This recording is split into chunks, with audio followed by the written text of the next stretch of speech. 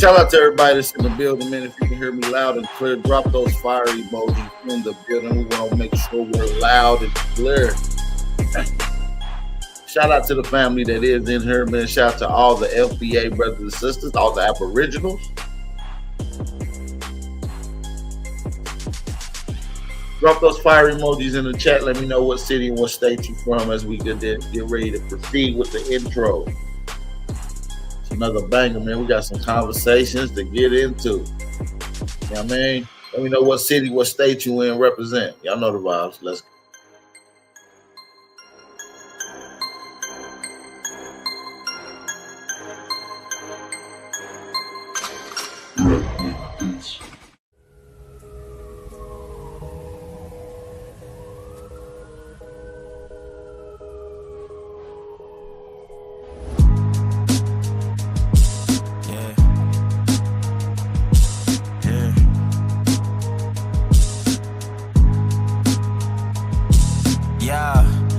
So dope, my eyes low.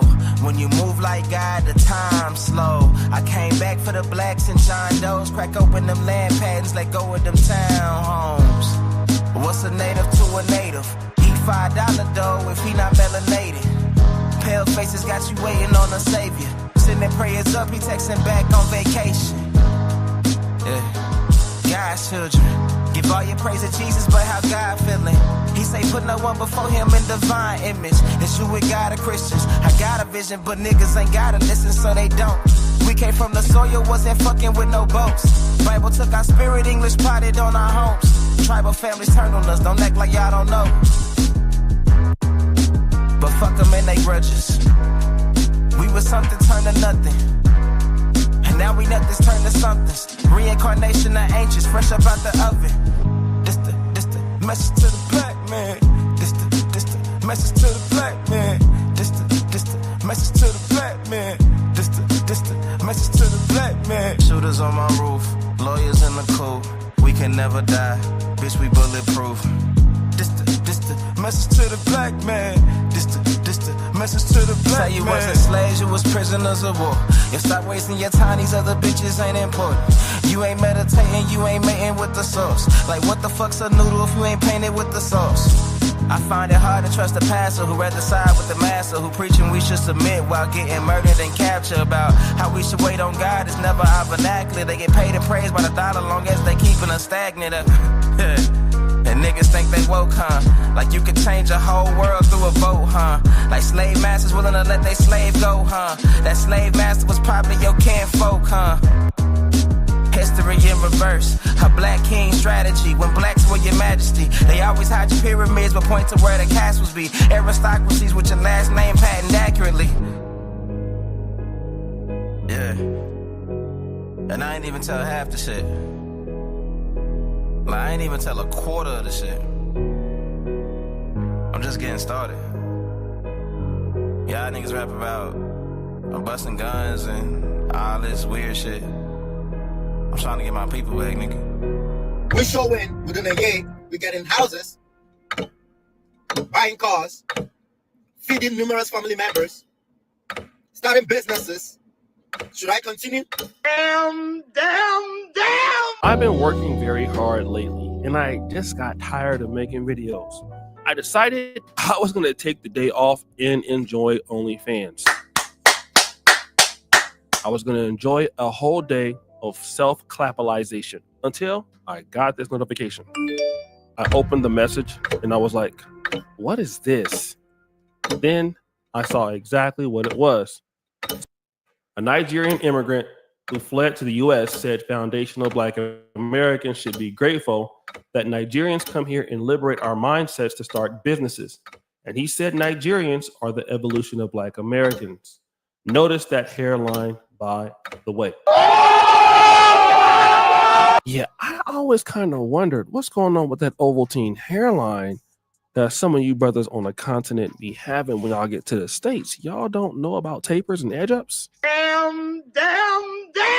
Anyways, I decided to press play. Honestly, I'm sick and tired of hearing a lot of people saying things about Black people this, Africa this, and that. Let's get some facts straight. If you hate Africa so much, that's fine. Don't try to find out where your ancestors are from. It's okay. You're born here. Accept that. We accept that too. But No, you don't accept that. That's why y'all mad about us delineating. We're not the same as you. We're not you. We have nothing to do with you. And you guys hate your country and your culture so much, which is why you abandon it. Which is why you're not in your Nigerian indigenous garbs. You're sitting here driving DoorDash to Aboriginal brother or sister's house. we never force our narratives on you that are over here or people who claim to be born over here. That's fine. But you guys find it so okay and normal to talk nonsense and say stupid things about Africans or the people that migrated from Africa to the United States, like it's the end of the world for them. Listen, let me tell you something you don't understand. Just because we come over here to adventure into things does not make us less of who we are.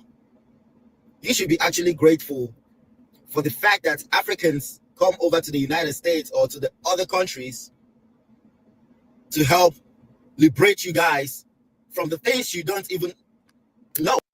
What the hell is he talking about? Y'all come over here because your country is detrimented.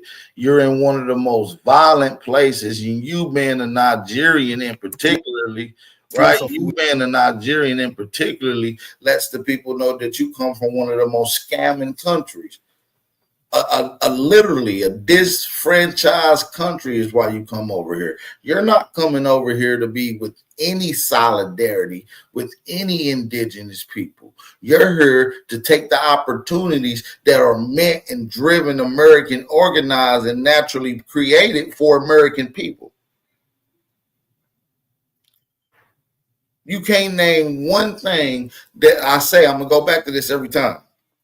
Give me one thing that these Nigerians bring to the table that us as Aboriginal so-called FBA Americans benefit off of, economically or politically. They are not going to be able to name that. They're just a bunch of leeches and people who really don't like Africa. You see what I'm saying? A lot of people don't understand that. These people don't like Africa more than anybody. You are. You should be actually grateful for the fact that Africans come over to the United States or to the other countries to help liberate you guys from the things you don't even know. Okay? It's just like in the Bible, like when God told Adam and Eve not to eat the forbidden fruit. I'll put it this way. We are the forbidden fruit. There's a lot of things you guys didn't know existed until we started coming here. If we didn't come here, some of you wouldn't even have that mindset to be trying to endeavor in different type of businesses. I'm not saying you guys haven't been doing that for a while, but at the same time, we are the evolution of you. Now, he says something that The evolution of us is crazy. First of all, show us the great black inventors that's doing something, that's creating inventions that's changing the world right now.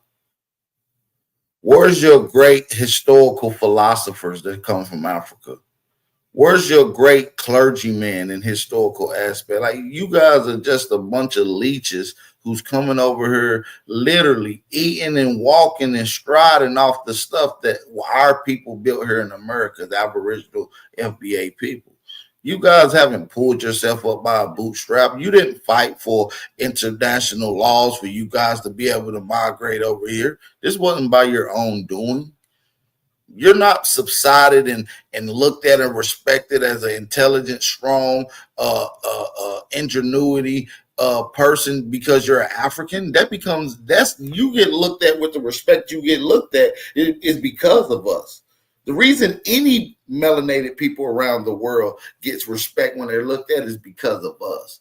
When you talk about Jamaica, and before the 70s, Jamaica was considered a third world country, no offense. Africa has always been considered a third world country, no offense. And so when you look at the aspect of success, when you look up the aspect of poise, something that you can look up to, of inspiration, we always been the face of that. Shout out to everybody in the building, man. Let's finish cooking. We are the evolution of you. Now, he says something that was very interesting. First, basically, Black Americans are being liberated because Africans are coming over to Americans. It makes us start new businesses. Huh? And then he also said that Nigerians are the evolutions of Black Americans. Now, that was something that I thought was pretty interesting. And you know me, I was eager. I had to press play again. Not the other way around. Because the whites are over there still playing that card on your head all the time. But guess what? We show in within a year, we get in houses, buying cars, feeding numerous family members, starting businesses. Should I continue? There's a lot of African businesses out there that employ Black Americans. Regardless of their backgrounds, they still give them jobs. But some of you are over here easily bashing people that you don't even know about. Some of you find it easy to say, oh, you African booty scratcher, you this, you that. What about you if we have to choose to call you a certain name? You'll be so depressed easily. We don't get depressed. We don't. You actually do. And y'all actually call us Akatas and Dreers. Akata means cotton picker for y'all that don't know. When they say Akata, that's calling you a cotton picker based off of the artificial historical narrative that the Europeans portray as cotton picking as a derogatory thing. So they use it as a derogatory response. And that's something that's done by not really the children of Africa, but by the adult class, the middle and lower society of continental Africa. They're butthurt and hypersensitive over an elementary school joke like you African booty scratcher. That lets you know that they are emotional, they are hypersensitive for him to even refer to an elementary school joke. Crazy, right? Jobs. But some of you are over here easily bashing people that you don't even know about.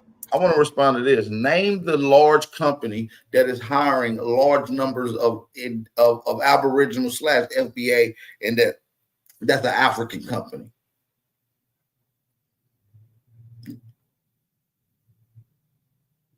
He just said that, oh, there is a lot of them. If it's a lot, name one. You didn't even give a reference or refers to not one. Because there is none that exists. Black Americans, regardless of their backgrounds, they still give them jobs. But some of you are over here easily bashing people that you don't even know about. Some of you find it easy to say, oh, you African booty scratcher, you this, you that. What about you if we have to choose to call you a certain name? You'll be so depressed easily. We don't get depressed. We don't. We just say things, find a way to move on from it. And that's why we believe we are mentally strong.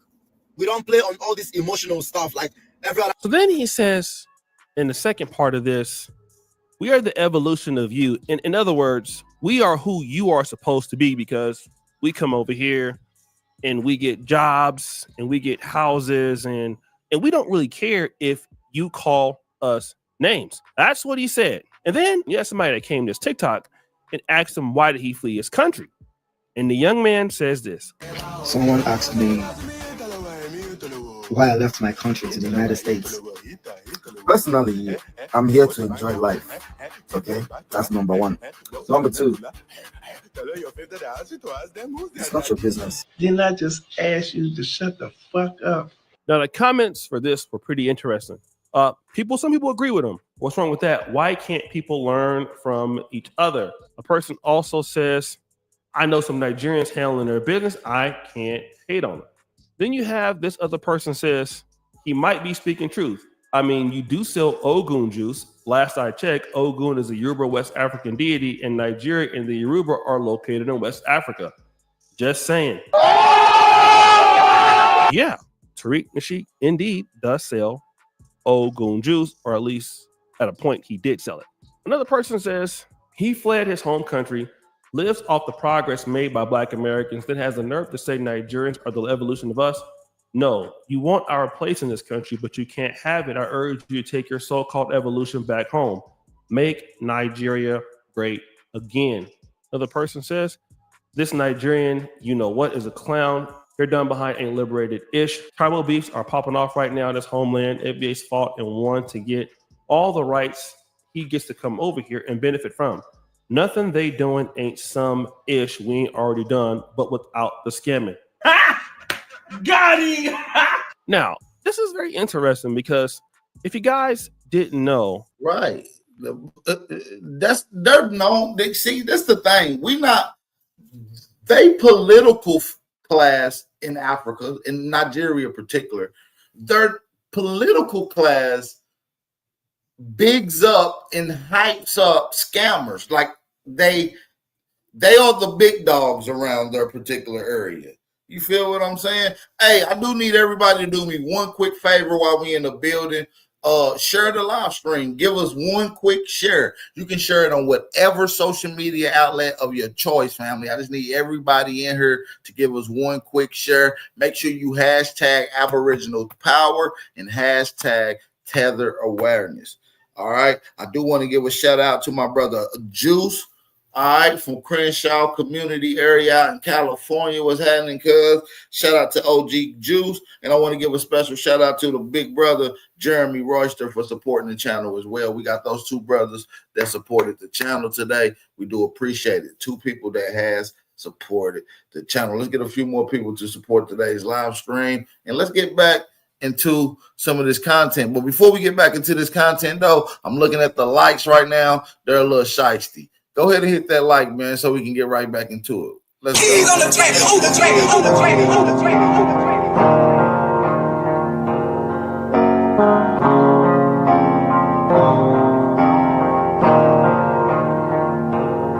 For the stats, I be beating the odds. In the blood, it be making me calm.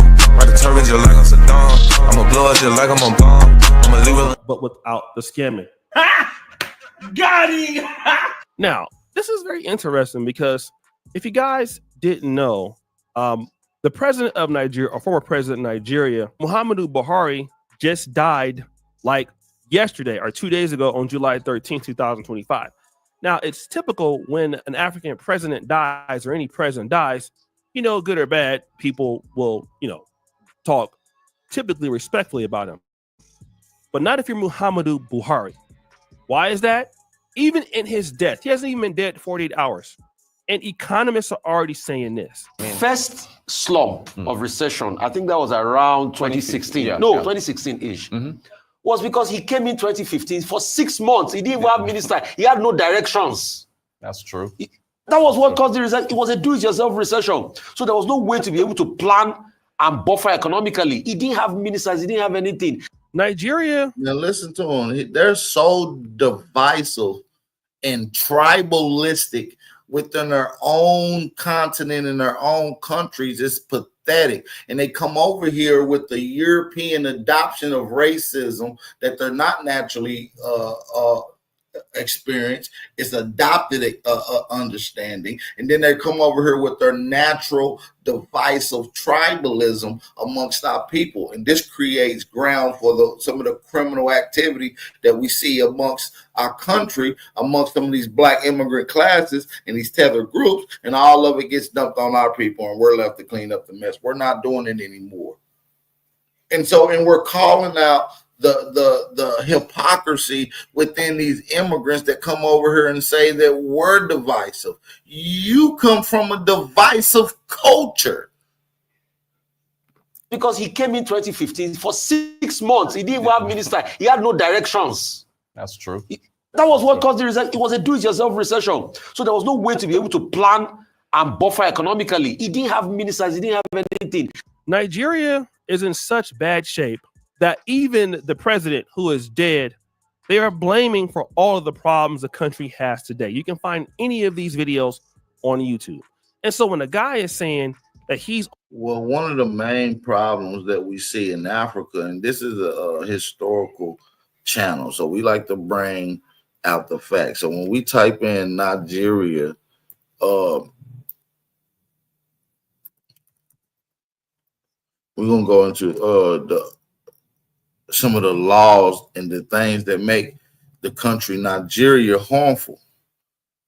Just to get into a couple fashions of those right now.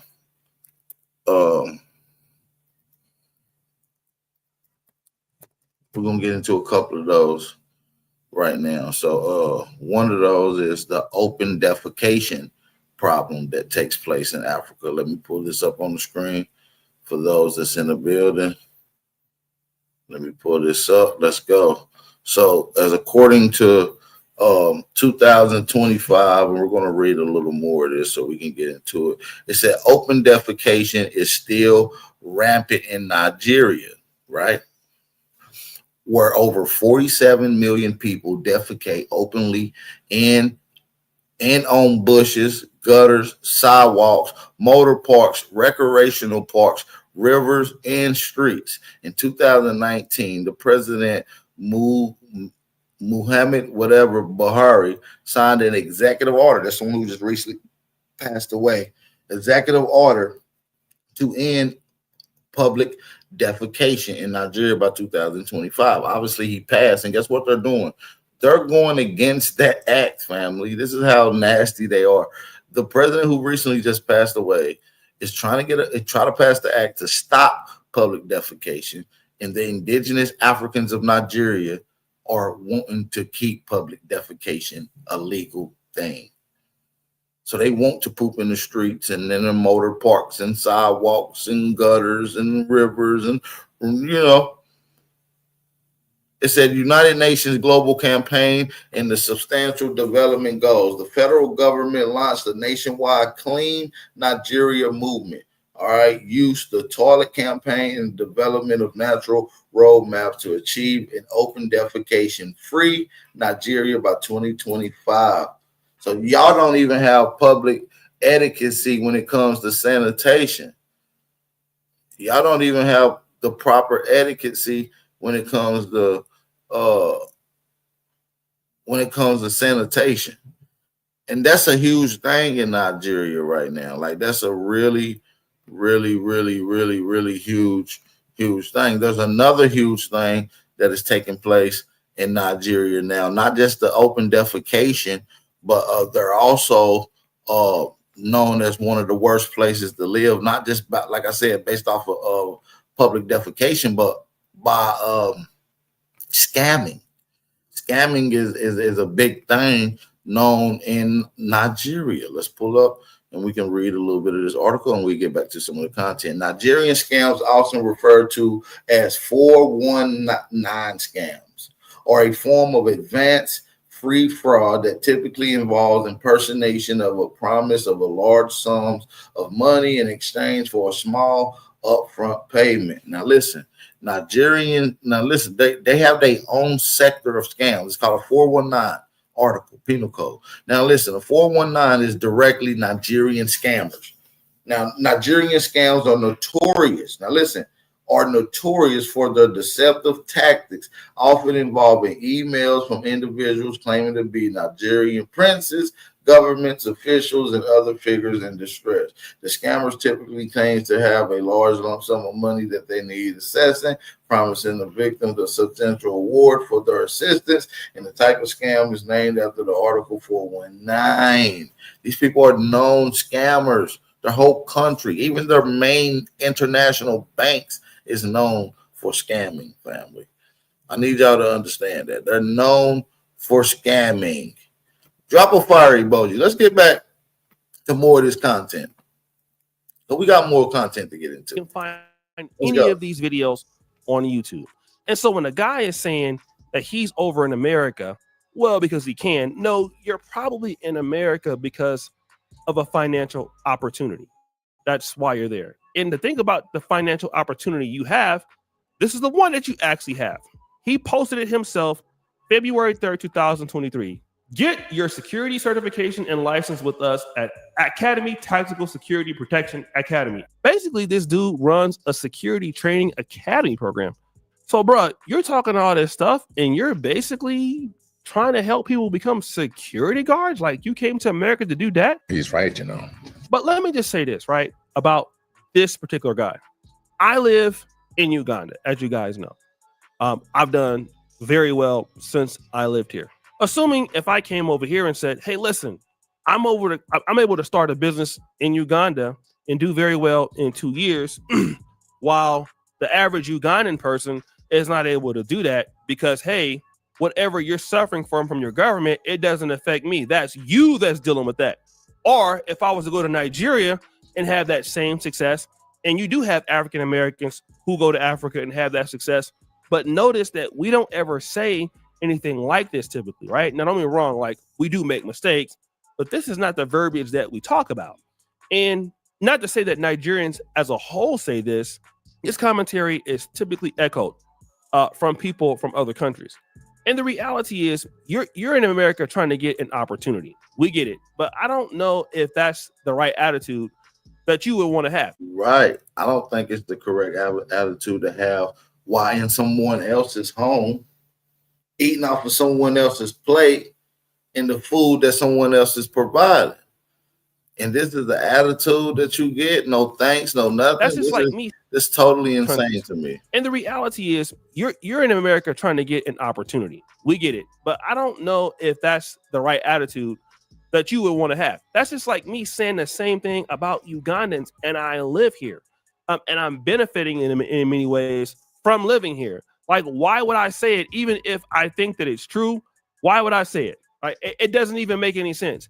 If you are so successful in what you're doing, then you wouldn't really worry about this. But it doesn't seem like you're a guy that is that successful because you're trying to get people into a security Texas certification thing. We don't even know if it's legit. And I mean, you could be just down bad. Like, we don't really know. And so now, instead of running a security page, you're talking about African Americans versus Nigerians or whatever, which doesn't even make any sense. And this is a kind of person that typically isn't successful. And this is what I want everybody to know, right? You're going to have these people, and I've talked about this before, they're going to come online, say stuff, get roasted up, say things that don't make sense on either side. I understand that. But I feel like these are the people that should be ignored.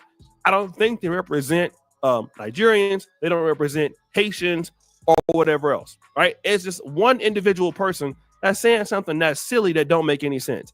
You'll find most people in real life don't really deal with so much of this beef stuff like online, because if you go to like black cities like, Philadelphia, if you're in Atlanta, If you in DC, you know, you in New York City, you're gonna see African Americans, Haitians, Florida, Miami. They're gonna be doing business together. They're gonna be rocking together in many forms. And if you don't like them, that's fine. And there's some people that do like you, and that'd be also fine too. This is a guy in Dallas. Like I said, it's a lot of Kenyan Americans there, a lot of Nigerian Americans there in Houston and Dallas. They rocking with a lot of Black Americans all the time. I've seen it. And again, this is a guy that's just, in my honest opinion, not doing very well, because if he wouldn't be putting this on his particular personal page. This is not what somebody talks about who's a business person on a personal page. This is a person who might be trying to do something else. And again, when you do stuff like this, it just causes division amongst the groups. And in my honest opinion, doesn't need to be there. And it just keeps these little wars going online or on Twitter. And people like this don't help it on either side, right? When we do it to them, no, I don't think it helps it at all. Which, you know, we're gonna get into another set of conversation. I think is valid. Shout out to everybody that is in the building, though. I do want everybody to hit that like button, thumb up the video, and support the channel. We're gonna get into another set of information, but before so, we're gonna take a quick break. We'll be right back. Hit that like button, thumb up the video, support the channel. It's your brother, Original Power. Let's go.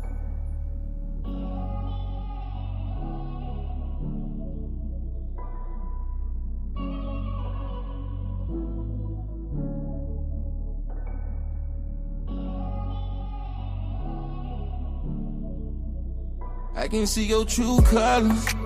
That's the fan, but nigga, I can't trust them. I can see your true colors. Over time, tell me where that trust went. I can see your true colors. That was my dog, but now I can't trust him. I can't trust you. I can see your true colors. Nigga, I can see your true colors.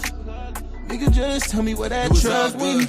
Parties and celebrations, getting money, fucking these bitches, we found some placement inside the city limits. It was small, but yeah, we did it. Try to bring too many niggas all around, yeah, we was tripping. Late night was whipping the bow, is what we called the will. How the fuck we made it alive? Cause the car was shit. Billy called that bitch a death trap. We had plays to make, young niggas 16 whipping. We was state to state before this shit changed up. That was the good times. Remember when Kron grabbed me up off the bus line? Had came from DC for one of y'all birthdays and shit was cool. I met that nigga whole family, shit was cool then. Remember New, remember Breach, and that nigga Mitch. It was Tim, Bean, and Eli, put up in the wheel. We was on the west side, on some Wilmington shit. The I can see your true colors. That's the fan, but nigga, I can't trust them. I can see your true colors. Over time, tell me where that trust went. I can see your true colors. That was my dog, but now I can't trust him. I can't trust you. I can see your true colors. Nigga, I can see your true colors. Nigga, just tell me where that trust went. I don't know what it is about people that immigrate here. They really feel that they can be speaking on our history, our culture, and everything else. I don't get it, because I've been to several countries and our FBAs do not get involved with anybody's stuff. They don't. I don't see them get involved in any politics. I don't see them speaking on their personal issues. FBA just come in there, be respectful. They enjoy themselves. Even the ones that live there, right? They're not getting involved in any of their politics.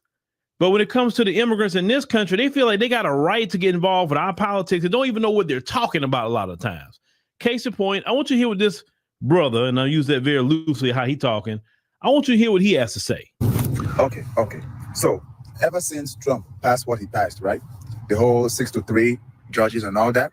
I see a lot of FBA coming online celebrating, saying, turn in your passport, saying it's time for you to go home, saying Trump just solidified indigenous Black Americans and their rights to the land and all that. So I'm just wondering, like, does this mean we have been arguing with dumb people called FBA? Because the whole basis of the argument was you said you're not African. You said you're indigenous to the land. You said you were here before the white man showed up with slaves. So why are you celebrating about an executive order, 14th Amendment, that was passed for slave children of slaves? I thought you're not from Africa, you're indigenous. So how are you a child of a slave then? How? You guys will celebrate anything, even your demise. I swear to God, you Black Americans, anything the white man says, right? Contrary to Africans or any other person, you celebrate. Even if it is at your own detriment, you celebrate. Now FBAs are celebrating 14th Amendment for slave kids. And they say they were not slaves, they are indigenous. You guys need a hug, bro. You need a hug.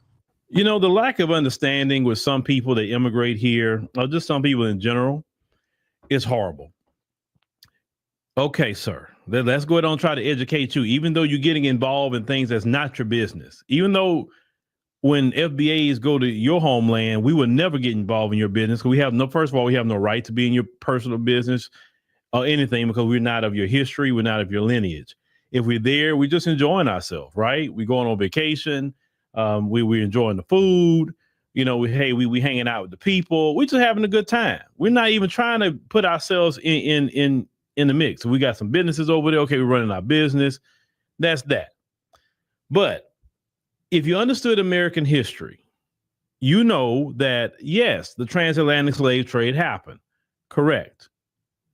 My ancestors came through the transatlantic slave trade. Yeah, that's where I disagree. And a majority of so-called FBAs today really do disagree with this talking point. And a lot of the Aboriginal brothers and sisters most certainly disagree with that talking point, Brother Phil. You out the loop. But I understand where you're coming from. You still attached to an out of Africa theory. And as long as you attach to out of Africa, you're going to just be an African that's out of Africa, according to that narrative. We're not Africans out of Africa.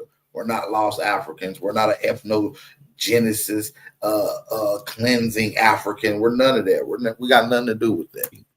There was some who was already here. They were put into slavery too. So whether if they were already here or they came through the transatlantic slave trade, they were put into slavery if they look like me. Okay. And they was on those plantations, sir, for about, okay, I'll give you that. Maybe we was POWs. I'll give you that. 250 years.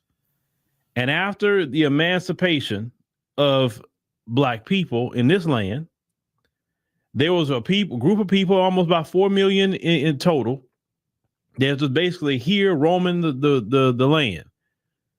So then they had to make a decision. What are we going to do with all these people? You know, we want to ship them back to Africa. And Lincoln and them was trying to say, hey, if you want to go back, you can. And some people did go back. They went to particularly Liberia. But then, of course, we know Lincoln was, his life was taken. He was assassinated.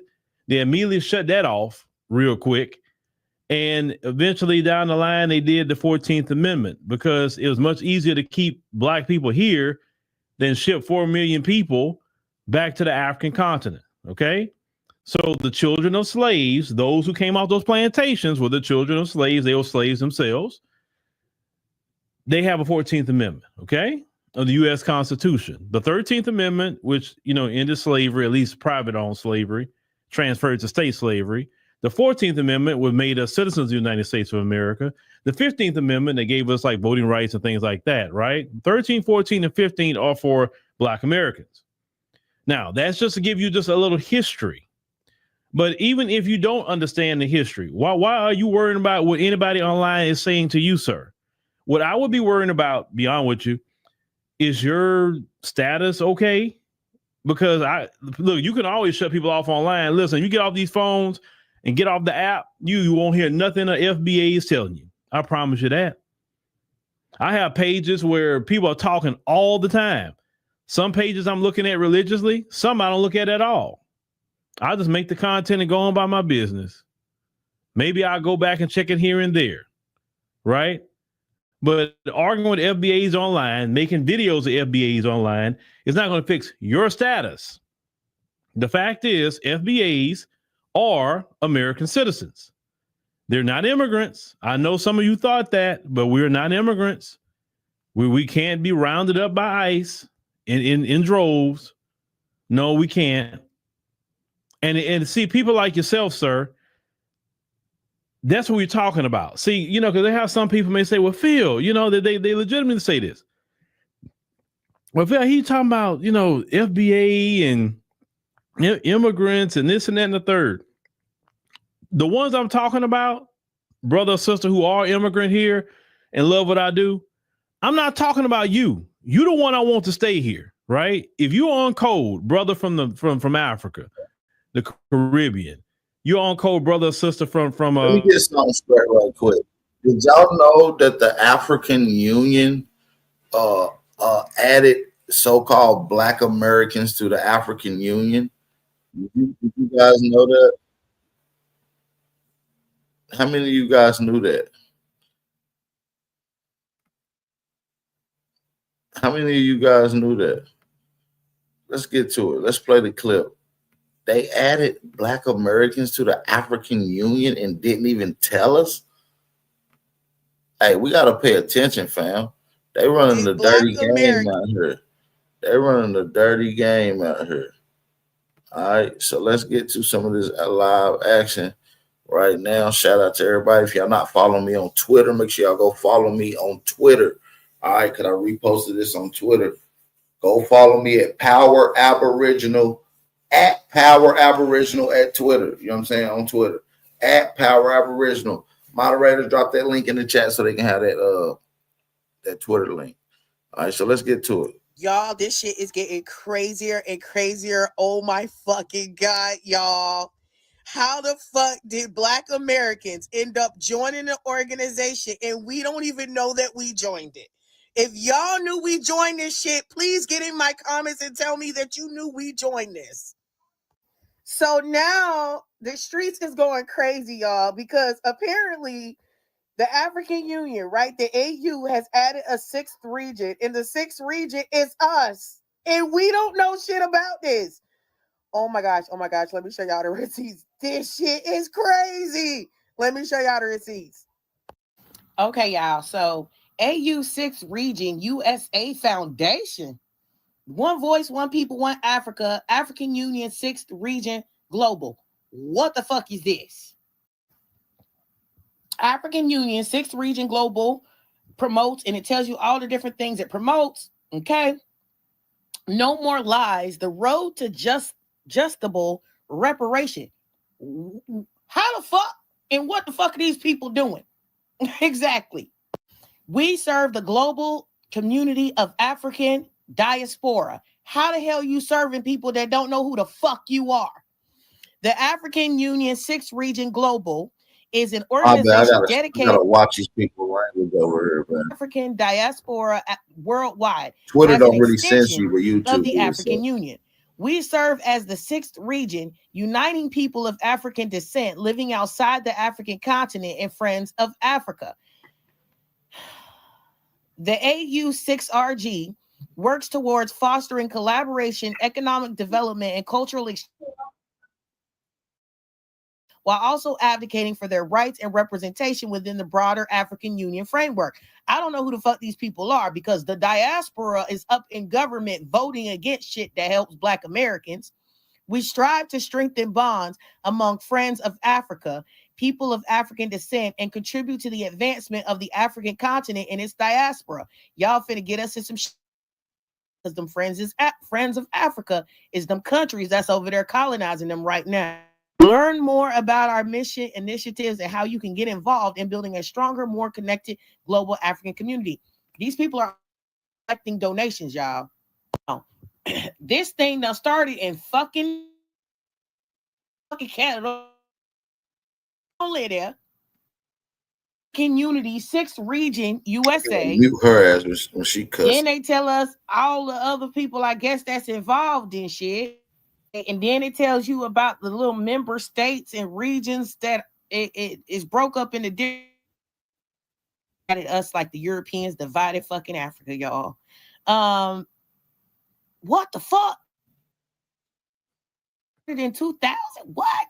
I don't know. And this is what it says. The goal of each region and state to mobilize people of African descent in their organization to be a part of the umbrella African Diaspora Initiative Network, AU 6th Region USA, work with and implement the AU 6th Region USA programs of action and commissions, promote Africa in a positive light to undo the negative narrative about Africa, which is negatively impacting trade, investment, and tourism. They out here using us.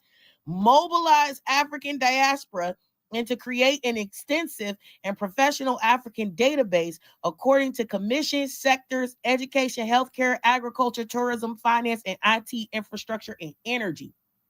mobilization plan and action based on the Declaration. They got our whole damn thing. They use words like Declaration of Independence, Constitution, all kinds of shit.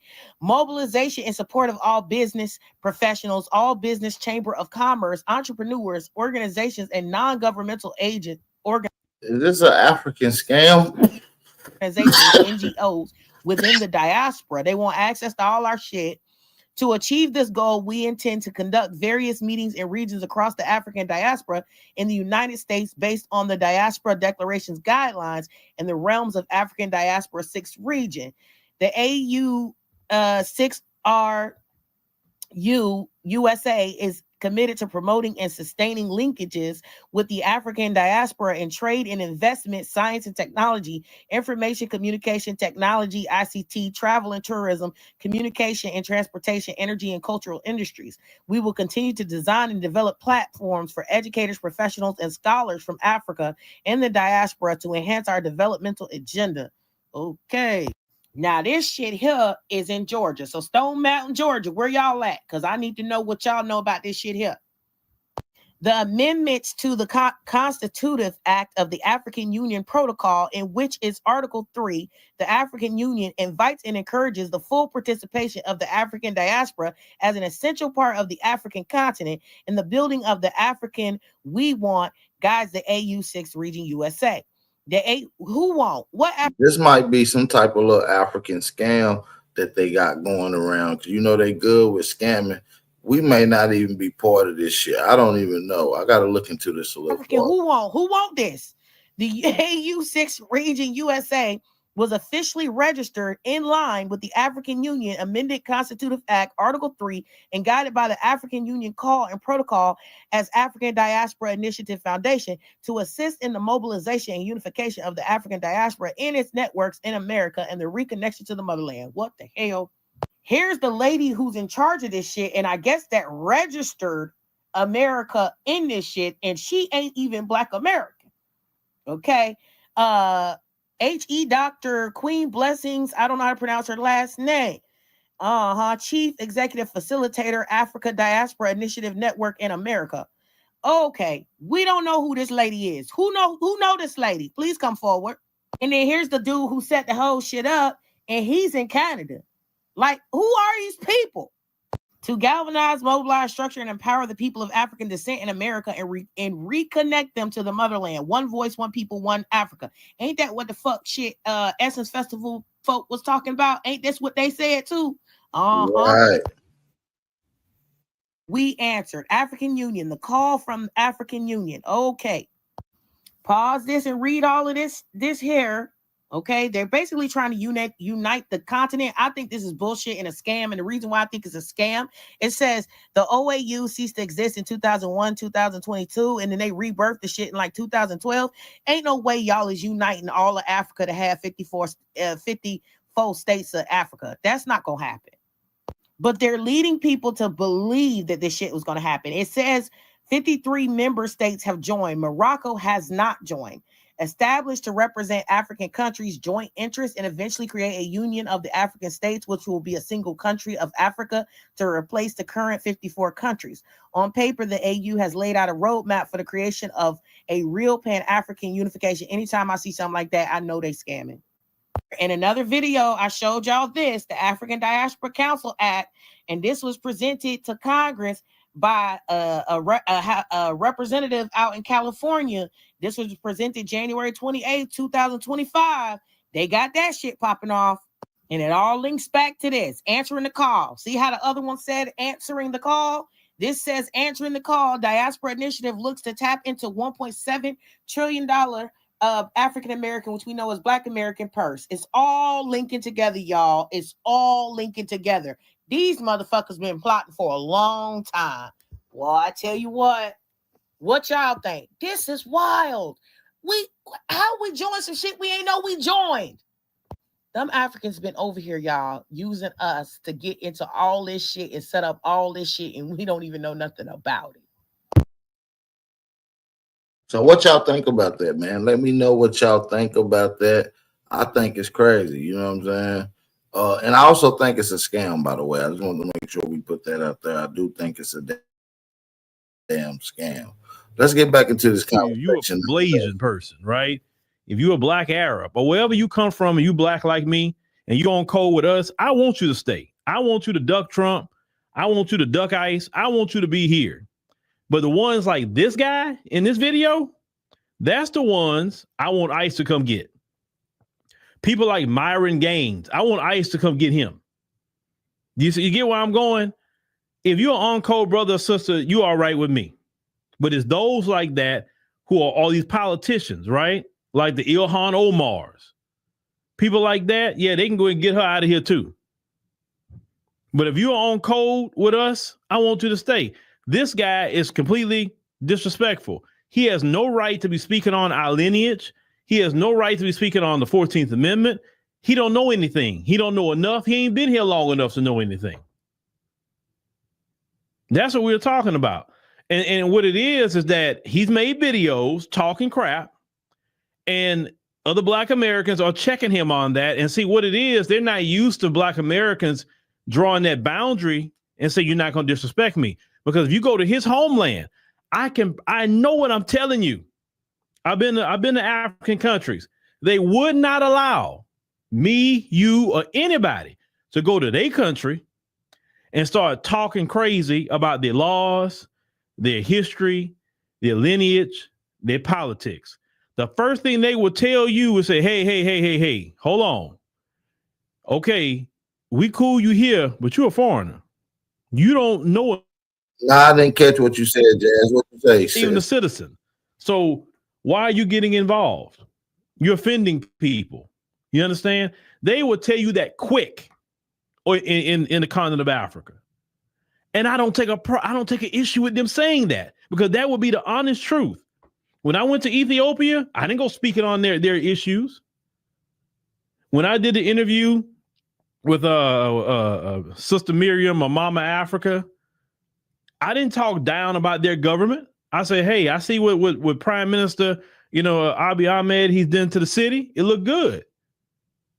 Any criticism they got about him, that's not my business. All I'm gonna do is speak on what the good he's doing, right? I said, man, shout out to the Prime Minister. That's it. I'm not getting involved with nothing. Even they told me, Phil, this going on, that going on. I'm like, okay, well, I need to get an Ethiopian to speak on this. I'm not speaking on it because I'm not an Ethiopian. If I'm going to Kenya, if I'm going to Nigeria, wherever, they complaining on their people, you do it, because that's part of your history, your heritage. It wouldn't even be right for me to be talking, even on my African Diaspora News channel. Do you notice I don't really dive too much into their politics? Not because I don't know about it. I study their politics all the time. Now, I would get into it if it's connected to the United States. Then I'm going to start talking about it. This is the reason why I have African journalists on that platform, so they can talk about the issues in the continent, because they live there. They're there every day. You understand? And I think it would be better coming from them than coming from me sitting in America, because that's called respecting people. You feel me? Now, this guy is a type that like to be disrespectful, just based on his tone. This is the type that try to tell you that, oh, well, we do better, which when you really break down what you mean that you do better, they really ain't done nothing. I mean, yeah, I guess you're doing better than what you probably would have done when you come from, but in relation to black Americans, you haven't even scratched the surface. And then when they try to compare themselves, they compare themselves to people who are low income in our community. They don't compare themselves to even the middle class black people, the upper middle class, the higher class. They never compare them to those black people. They always try to compare it to people that's struggling. If you got to put yourself against somebody who's struggling, that means you ain't done too much. Right? So when they tell you we're doing better on paper, we're doing better, it really don't, like the old people say, it really don't amount to a hill of beans when they say that. But I can see definitely why brothers and sisters are getting on him, because he just so disrespectful. So yes, FBAs will be clapping if he gets deported. Sure. Oh yes. You better believe that. But to the on-code brothers and sisters that rock with us, they respect us, they respect our lineage, they respect everything about us, and we respect them. Yes, I want them to stay. Bottom line, I want them here. Sure enough. You know, all the Haitians, that's cool. I want them to be here. The Jamaicans, you know what I'm saying? All the different African groups. I want everybody to stay if you're on code. Because, hey, look, this is your time. Now, to people that's on code, let me tell you about this. This is your time to really unify with Black Americans. Unify politically. Say, hey, Black Americans, we already cool with you, but we really about to work with you now, right? So, hey, how we need to vote? Who we need to vote for in this next election? Because we want to make sure that, cause we know if y'all good, we gonna be good. And that's just the truth. If Black Americans are good and get something, y'all gonna get it as black immigrants. You feel me? There's no reason for Black immigrants to be against Black Americans. It don't make sense because you're gonna benefit off of anything that we get. You benefiting off of what we fought for already now. So let's unify together, work together, right? If you want to, I'm not begging you to, but work together. And the ones who are on code, of course, the ones that act like this dude here in the video, let ICE come pick him up. I'm cool with that. I'm really cool with that. It's not no xenophobia or nothing to say we don't want guys like him and Myron Gaines here. We don't need that here. They can take that back to the continent and deal with that over there. But get with FBAs. We also need you to get your politicians in line too. Your immigrant politicians, the ones that's talking about pro-immigration, not talking about pro-Black, because if they talk about pro-Black, because everybody want to be Black now, right? Everybody want to be Black. We all Black? Okay, we all Black. Now let's show that in action. Get your politicians, pull them to the side and say, hey, stop that immigration talk. We need to be talking Black, right? Period. Because we got to work together with the FBAs, because clearly we see we done messed up. So no, we got to course correct right now. And I told Black immigrants, you are the ones that can fix it pretty quick. You really could. Now, some people gonna say, no, you can't. Listen, that's some Black people just talking. One thing I know about Black people, because we were raised this way, we was raised to support anybody Black. Okay.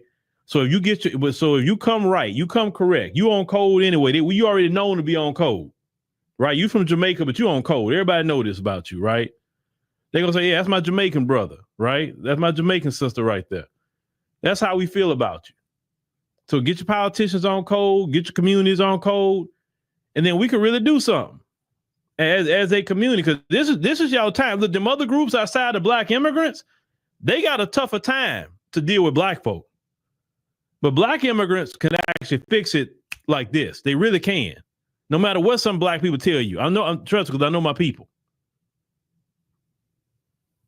Even guys like that's in your community, like in this video, get them in line too. Or like, you know what? Say, hey, ICE, get him. I know where he at. He needs to go back. That's it. Because for too long we dealt with too many guys like this in this video, being disrespectful. Guys like this getting political positions, guys like this getting supervisor jobs and turning against us as Black Americans, guys like that saying there's no racism. What are y'all talking about? Racism? Y'all talk about race too much, right? That's the kind of guy that would say that right there. And then now they're really seeing some racists in ICE, because there's some racists in ICE. And then they want to start crying now. Well, where's the FBAs? So yes. We are thoroughly want guys like him, Myron Gaines, and other ones out. You better believe it. But guys like him who's totally disrespectful, it will never be allowed in his homeland. And this is a new day. We will not allow disrespect, and you will be checked from the gate. We are gatekeeping too. We're not letting anybody just come into our culture and just coming in and do what you want to do. Them days are over. It is a new day. And you're gonna come to our door with respect, or if you come with disrespect, then you will be met with disrespect. It's just that simple. Whatever you give, you will get. And that's just what it is. Now, I know some of the brothers, some of you immigrant women out there, talking about some of you sisters, from the diaspora, they got some some brothers out here who single, another way for you to definitely bridge the gap, start dating and marrying some of these good brothers out here. You know what I'm saying? There's a lot of brothers who are more single than some of the women are. Trust me, believe it or not, there's way more men who are single. I see them. They go on trips with us and everything. They're single, don't have nobody. Some of the immigrant women get with them. That's one way of learning of each other's culture. If you're building a family together, right? Now, I know some people maybe have a different idea about that, but I feel that the diaspora should get together. That's the only way you'll learn with each other anyway, right? But we're still going to respect ourselves. We're still going to respect our culture, our lineage, and that's really what's going to go on. So if you're disrespectful, you're going to have a big problem here in America.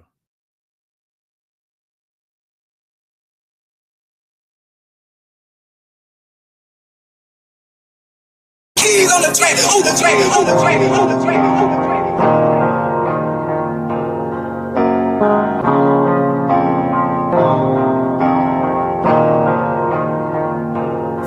For the stats, I be beating the odds. In the blood, it be making me calm.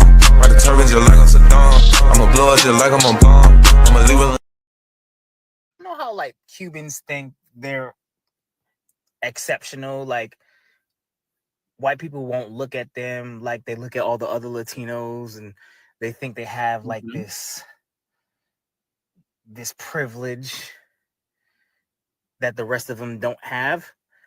I feel like foundational Black Americans are the Cubans of the Black community.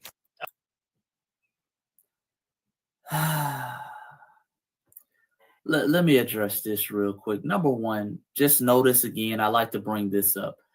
Now, you got white folks whooping Haitians' ass at the borders in Texas and other places like that. They're kicking them out. They're disrespecting them. ICE officials are running into their neighborhoods, just locking them up, kicking them out, the illegal ones.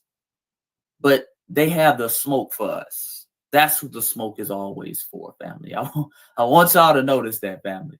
And that's not just with Black immigrants. That's with all these immigrants. White folks is whooping their ass, doing all type of stuff to them, disrespecting them, telling them to go back to their homeland.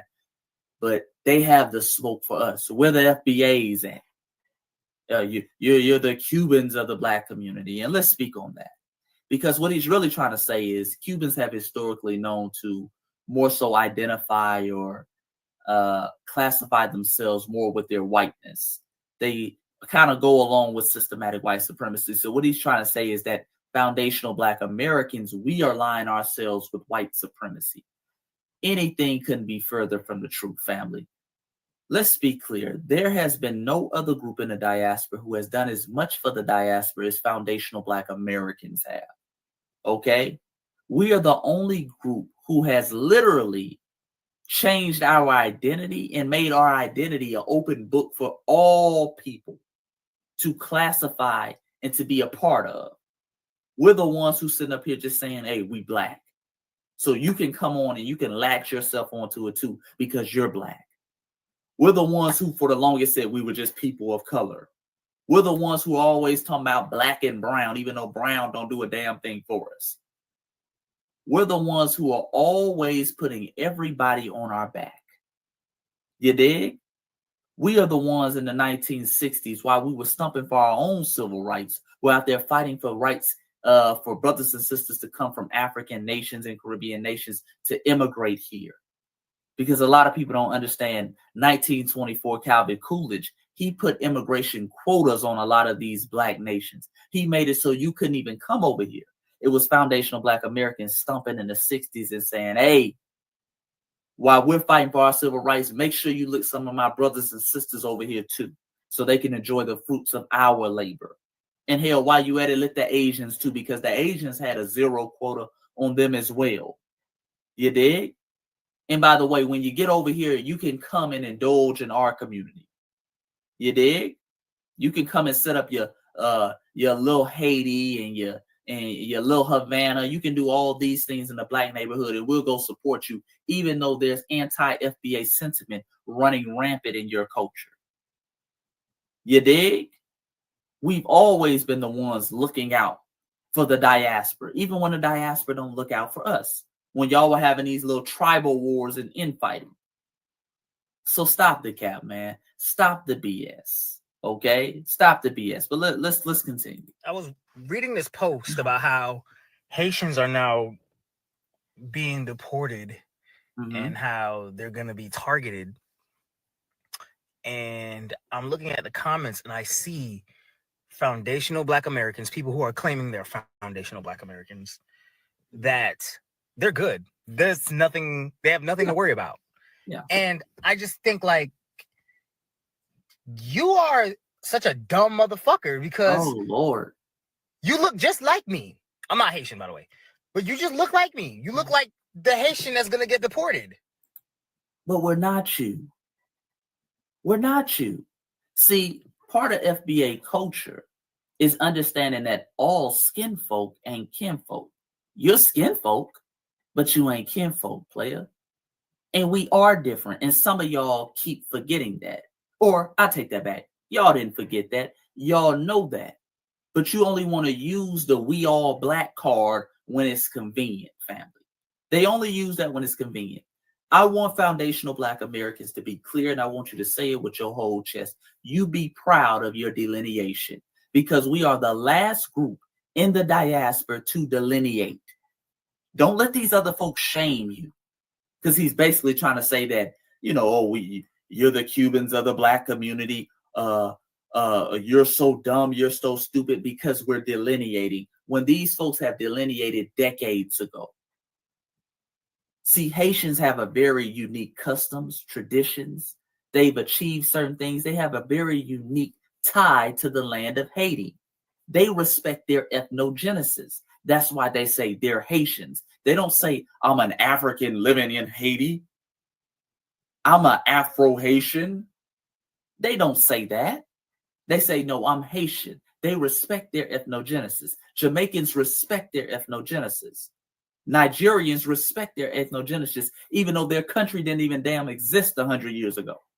There was no place called Nigeria 150 years ago, but they respect their ethnogenesis. They respect what happened to them in these now European Berlin Conference borders and the unique customs, cultures, and traditions they've created. And they say, I'm a Nigerian, I'm a Haitian, I'm a Jamaican, and we respect it. But every time it comes to that foundational Black American family, boy, it's something about us. The rules always change. We are not allowed to delineate. We are not allowed to identify with our uniqueness. We have to be for everybody. We have to be an open book that everybody can latch on to. And we ain't going for that no more, family, because what foundational Black Americans have realized is this: we all Black when it's convenient. And then when it's not convenient, you're Haitian, you Jamaican. We're so dumb and stupid. Y'all Black Americans are lazy. You have no culture. Oh, you don't know what I mean? Let me play some examples. Now, this is some Haitians talking about how Black Americans are lazy and F-ups. And we just gonna keep Haitians. We just gonna keep it with the Haitians. We ain't gonna let nobody catch no strays today. Now, this is Haitians. This is how they be talking.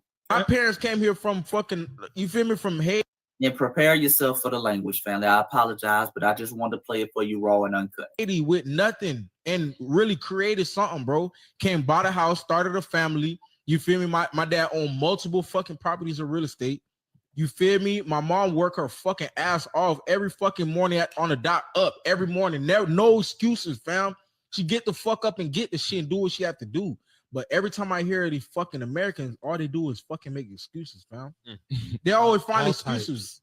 Yeah. Oh, I don't. Boy, they delineate now. Notice the delineation. We ain't all Black no more. It's them Black America. It's them Americans.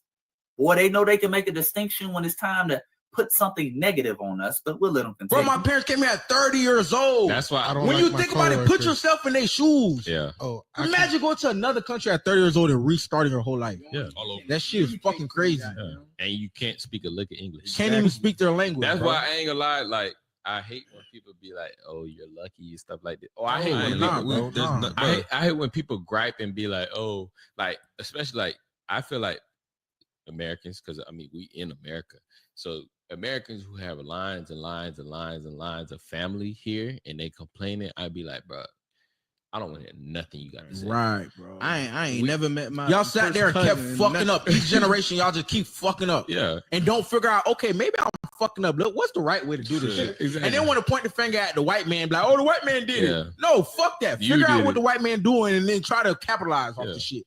Boy, ain't that ironic? Ain't that ironic? These Haitians sitting up here talking about you keep blaming a white man. Keep blaming a white man. Just figure out what the white man doing. Now, when the white man is deporting their ass, all of a sudden you're able to call out the white man now. Or better yet, you're able to call out us. Now racism exists. Oh, Lord. America is based off capitalism, nigga. Learn how to capitalize and capitalize. They think we lucky, but they don't realize. I mean, I don't know if you had to go through this shit, Gary, but you was down south. Nigga, I got off the bus. Haitian Friday. Every time get my ass beat, bro, just for being a zoo. Being Haitian, that's it. I got picked on. I never got my ass That's it. whooped. Always getting jumped. I couldn't even sit in the back of the bus.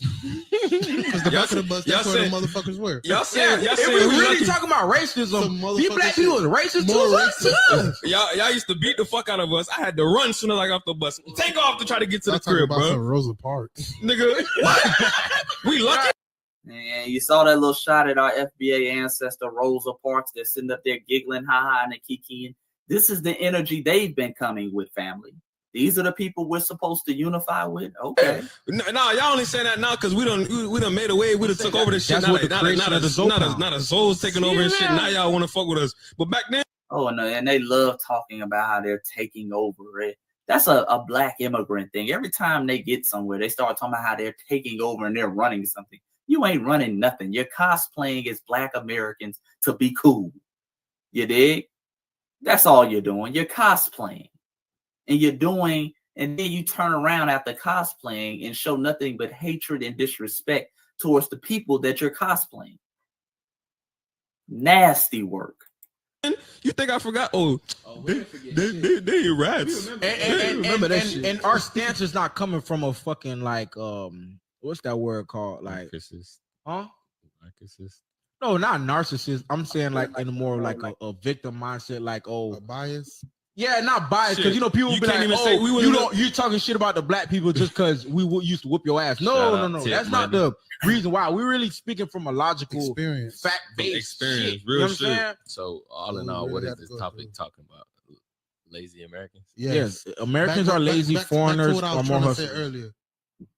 Okay, so that's what he said. Americans are lazy and F-ups. You dig? And let's be clear, they're talking about foundational black Americans. Let's be clear. They're talking about Fba'S, family. These are the people we're supposed to be crashing out for. But we got more now. Hold on.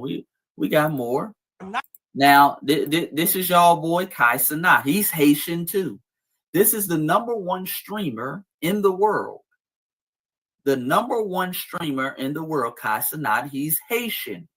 Okay, let's see what Kai Cenat got to say, because these are the people we're supposed to be out here defending and crashing out for, and these are the people that they're saying that we all black, but obviously they've been talking different. Okay, this is Kai Cenat. All my mods who are not cultured at all, stop dick riding. He said all my mods who are not cultured at all. Mods are your moderators when they're on these streams.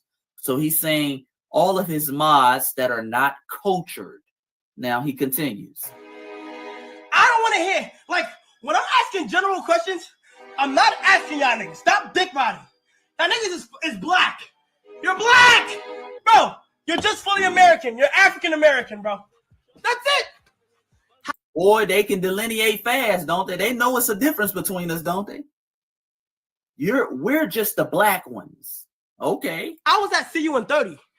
That wasn't an insult. That was strictly you're black. You're not Trinidadian. You're not Jamaican. You're not African. You're not word. You're not Ghanaian. You're not Dominican. You're not Puerto Rican. You're not Cuban. You are. The video cut off right there, family, by accident. And he said, you are just black. We're just black. He's talking about foundational black Americans, family. So when they sit up here and this dude sits up here and tries to act as if we're stupid for not knowing we all black, maybe he should get that memo to his people. You dig? Because they delineate when it's convenient. See, all these other groups he named, Puerto Rican, Cuban, all these people have culture. Because he started off talking about if you're not cultured, then he said black. That's for foundational Black American. See, they delineate when they so fit, when they see fit. You dig? But hold on, we got another, we got more. We got more because these are not just one-off cases, family. When you here's another Haitian woman. Listen to what she said. Especially with the last election, when you saw like this idea of like, oh my gosh, if you're black, you better do this, you better do that. I'm like, hold on, wait. That's what really made me say, I don't like this. Like, why are you telling me I have to do this because I'm black when it's been already pointed out that I'm Haitian? Why do I? She's not black, she's Haitian. But I thought we all black. I thought we all black, family. Oh no, we all black when it's convenient. We all black when you need something. That's the get out of jail free card and Monopoly. You dig? Well, we asked them to do something. Nigga, I'm Haitian. Boy, they look at this look with disgust on her face. Like, how dare you ask me to do something for you, FBA Negroes? I'm Haitian. I'm a Zoe. Okay. I now have to submit to this idea of being black. That makes absolutely no sense to me. And that's what you don't get. A lot of people are challenging that idea and that thought is because of their lived experience. Maybe if you guys listen to what was being said instead of gaslighting people and you made a conscious effort to make sure that different immigrants and different people were having a different experience, maybe they wouldn't feel the way that they do. But when you have a certain experience, I'm sorry, that's what happens. Absolutely, sister. I agree with you. We've lived, we've listened, and we've learned. See, we heard all this the past few years. And we said, okay, you know what? We are different. Forget all this allowing everybody's black and we're all black. We singing all this kumbaya and folks jump in and out of their blackness when they see fit. No. We're delineating. We're foundational Black Americans. We're going to do you just like you do us. We're FBAs. You dig? So if it ain't got nothing to do with FBA, it don't concern us, family. And these are the people they want us to crash out about. And I got family, I can show you dozens more videos just like this, but I'm not going to keep you here all day. Let's finish up what this guy was saying. We look alike. You think these white people are going to look at you and be like, oh, he's not Haitian. He's a foundational Black American. No! They're going to see your black ass and take your ass to a prison and then deport your dumb ass. No, sir, because we're not the same. See, our pedigree, we're stamped different. Our lineage is different. We are foundational Black Americans. We were here before the United States was the United States, sir. There was no United States until we built it. That's the difference. We didn't immigrate. We didn't flee to a country looking for a job. Okay? We created the jobs. We created the opportunities. We fought in every war. You dig? The first person to die in the name of the United States of America was a foundational Black American by the name of Crispus Attucks. You dig? During that revolution there was won at the hands of foundational Black Americans like James Armstead Lafayette, who was the first double spy in American history. We are the soul. We are everything cool about America. From our style, from our fashion, to our music, hip hop, jazz, blues, country, rock and roll, R&B, funk. We are the soul of this nation. We are America. And let's play devil's advocate, family, for the Black immigrants out there who are got their fingers crossed, they're hoping, they're wishing, they said, please deport them so they'll fight. If we were to be targeted for deportation, you know what foundational Black Americans would do? We would fight it. And we would stand on lineage business like we always have done. We're not afraid to squabble up. You dig? We're not afraid to stand toe-to-toe and look the devil in his eyes. We're not afraid of these white supremacists. We've been living in the belly of the beast for 400 years, standing 10 toes down, standing on lineage business. You dig? And we're going to do what our ancestors taught us to do, like our great ancestor Frederick Douglass once did. when faced with colonization and deportation from the President of the United States, Abraham Lincoln, who after the Civil War wanted to send all foundational Black Americans to another country. Frederick Douglass said, and I quote, according to the Pacific Standard, "The President of the United States has become an itinerant colonization preacher who has made himself look ridiculous by pitching this idea that we should leave the nation of our birth." See, our ancestors stood on lineage business. They weren't going to flee. They weren't going to be chased out their homeland. They were going to stand up and fight for their birthright. And that birthright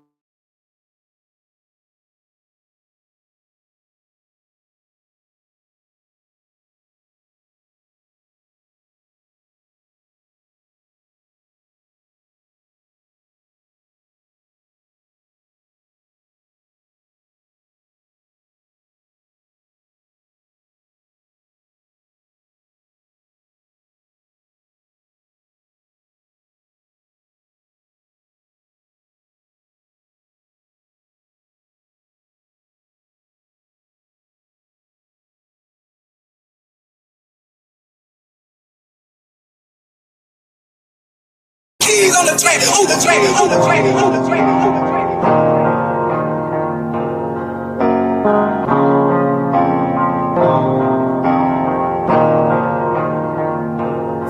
For the stats, I be beating the odds. In the blood, it be making me calm. Ride the turbines just like I'm Saddam. I'ma blow it just like I'm a bomb. I'ma leave it. You know, when I came to America newly, I used to think African Americans are lazy. They don't want to work and all that. You will never understand the struggle of African Americans until you live in the system for 5 years. Then you understand that being Black in the system is already playing you 10-0. Like you are 10 steps behind. The schools in Black neighborhoods, they're all underfunded. The only thing you can find anywhere, everywhere in Black neighborhood is liquor store. Keep drinking and keep yourselves busy. Now I understand why everybody's fighting so much to live in white neighborhood. Before I used to say they are not proud of their skin color. They don't love who they are. But they're actually fighting for their children's future because being Black in the system is already playing you 10-0. You are 10 steps behind. Is it you that is coming with underfunded certificates that want to be competing with somebody that is 10 steps ahead of you? Being Black in the system is tough. You see, African Americans and Africans, we're all the same. Let us not be distracted. We are all the same. The only difference is that one is living in America, the other one is coming from Africa. Let's support each other's business. If you see your brother trying to make ends meet, support his business. You get to the point now. Peace and love. Even though I want to disagree with you, I get where you're coming from. When I see Black people talking about racism, all that stuff, I'm like, what is wrong with these people? You guys have food, you have EBT, all this thing, and you're here shouting about somebody is racist too. Just leave that person and move on. I feel that way. Like, why are they always like complaining? But when Black Lives Matters started happening, like, I sat down, I said, I need to actually know why these people are pained. And if we look at the history, what they've done to them, like if you actually sit down, watch some documentaries, how they were maltreated, I don't think if I'm actually born, I will forgive those people. I don't care. It's easier for us Africans that were raised in Africa to feel like they're complaining because we were raised through struggle. Like I barely even have water and you have water, you're complaining. But then it's not about the basic necessity or about how we are raised. We are raised like, I don't want to say way better. We might not have resources, but there's some way, like our own people will not look down on us or put us behind. So it's in they're nurtured that way. Like they just can't overlook it. And if you sit down and watch everything that the forefathers have been through for you, I changed my mind. No, they need to be angry. However, they should still move forward. Hi guys, welcome back to our channel. In case you're new here, my name is Maren. And I'm Maureen. Right. So in today's episode, guys, we're going to be featuring Africans who've gotten the opportunity to go to America. And through this experience, they've gotten to see firsthand how Black Americans are being treated in America. And they've gotten to prove for themselves that the propaganda they normally are being fed in Africa to be false. Right. So in today's episode, we're going to be looking at the Black American community through their lens. Let us hear what they have to say, and then you come back and talk about it. But you can also consider subscribing if you're new to this channel, and also let us know what do you think about this episode. Let's watch and then you come back. I feel like a lot of Africans don't understand the African American experience. I never knew until I came here and started learning the history of what happened here. Like all the way from the end of slavery, Jim Crow laws, redlining, the civil rights movement, the pipeline from the school to prison pipeline. The prison industrial complex. Yeah, like all of this stuff. I don't think Africans have an idea of all these things that are put against African Americans to become successful. Like even the Africans that are brought here, we're brought and we're put into like nicer neighborhoods. They don't put us in Southside Chicago in like the worst neighborhoods where you literally have to get a gun to survive, My family members in the US, when they go to the bank to take a loan, they will be given a loan. But when their African American friends go there, to take the same loan, they will deny them, from having a loan.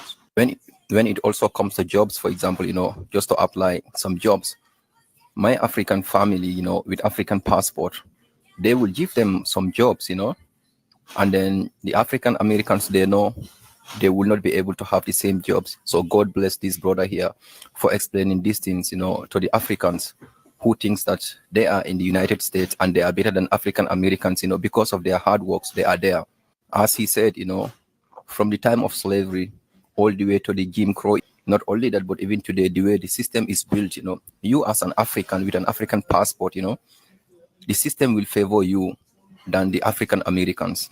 Because of why? The system knows that first, you are not American, and then not only that, but they can also put a pressure on you, just like at your workplace, to do certain things, even you don't want to. Why? Because you do not want to lose your green card, or you do not want to lose your job, which might just put you at the risk of deporting you back to your home country.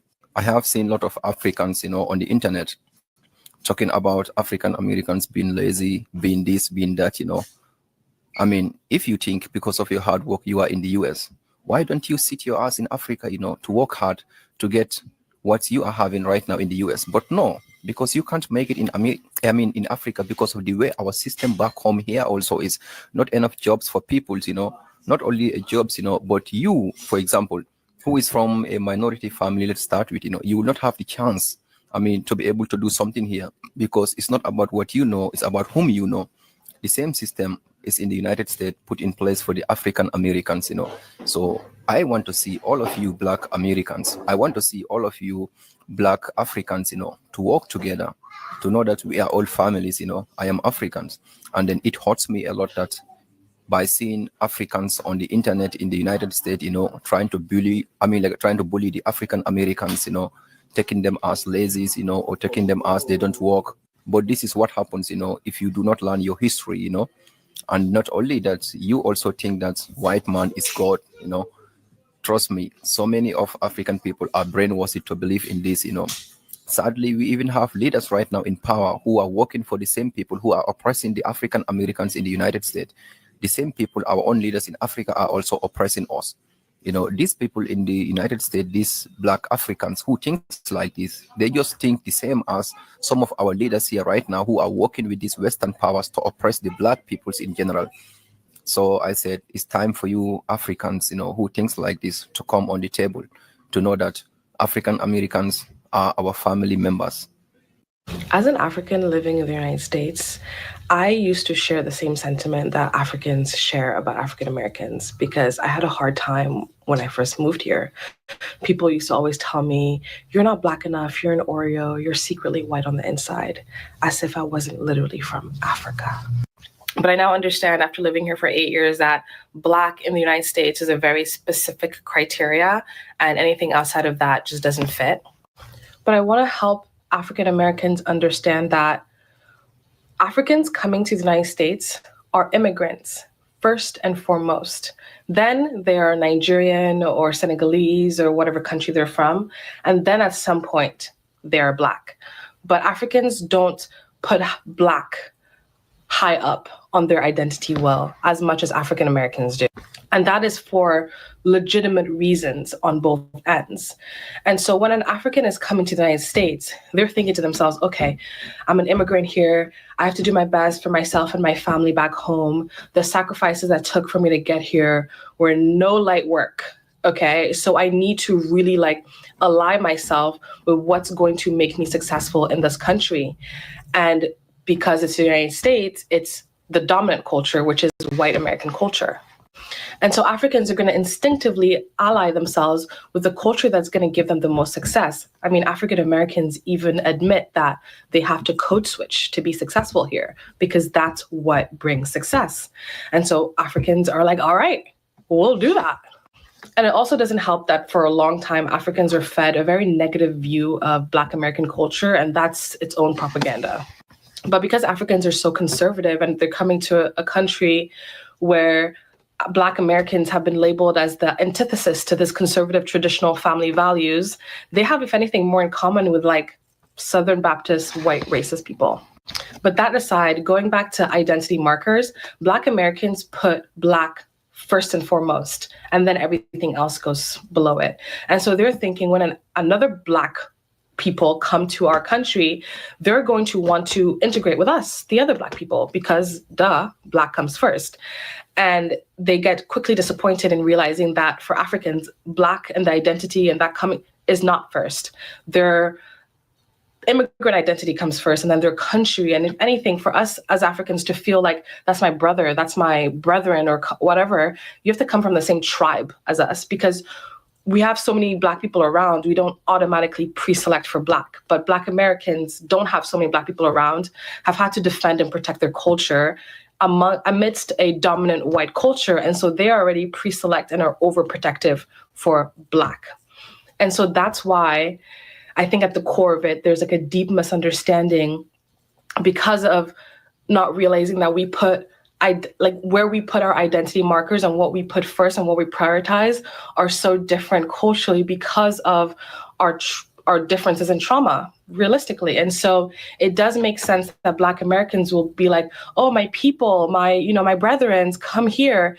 And African Americans or Africans, coming to the United States are like, I'm just trying to make it here. Like, it's a lot of work to immigrate to the United States. And so y'all can stay over there, and I can see why it's hurtful, and I can see why it's taken personally, and I can see the deep misunderstanding and the betrayal that African Americans feel. But it's unfortunate, and that's just a reality. But if we can talk about it from this perspective, I think we can get to a better understanding. But I also believe that Africans that spend enough time in the United States get to this compassion and understanding of the Black American community, because it is a very unique and specific set of circumstances for a culture to grow and to develop. As a conscious African, I must push back against this constant display of ignorance by some African people against African Americans. African Americans must know that this is not the sentiment of a majority of African people. The constant disregard. It's a lot of backpedaling and double speaking. Of African American accomplishments, of their struggle, of their grace, of their excellence, of their fortitude must stop. Now that our energy ain't attached, it ain't not the sentiment of the majority of African people.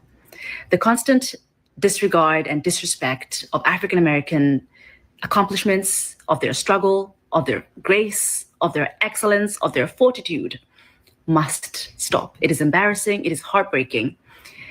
African Americans must know that this is not the truth. If you ever get a chance of visiting the continent, if you've ever visited the continent, you will know that you are loved, you are supported, and you are embraced as a member of this African family, because you are a member of the African family.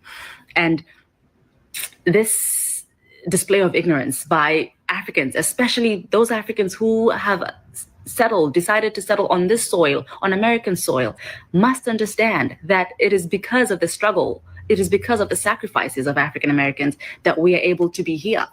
that we are able to enjoy these things. And so you are exposing your own ignorance speaking this way. Stop it.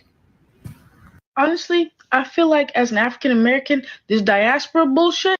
I have to chime in here because I haven't seen a lot of videos with the AA versus Africans conversation, but this propaganda, this is so westernized. I literally just spent a week in Africa. I went to 3 different countries. I was there a week and a half ago. I went to Egypt, Morocco, and Senegal. I have literally never felt any type of tension between Africans and myself while on the continent.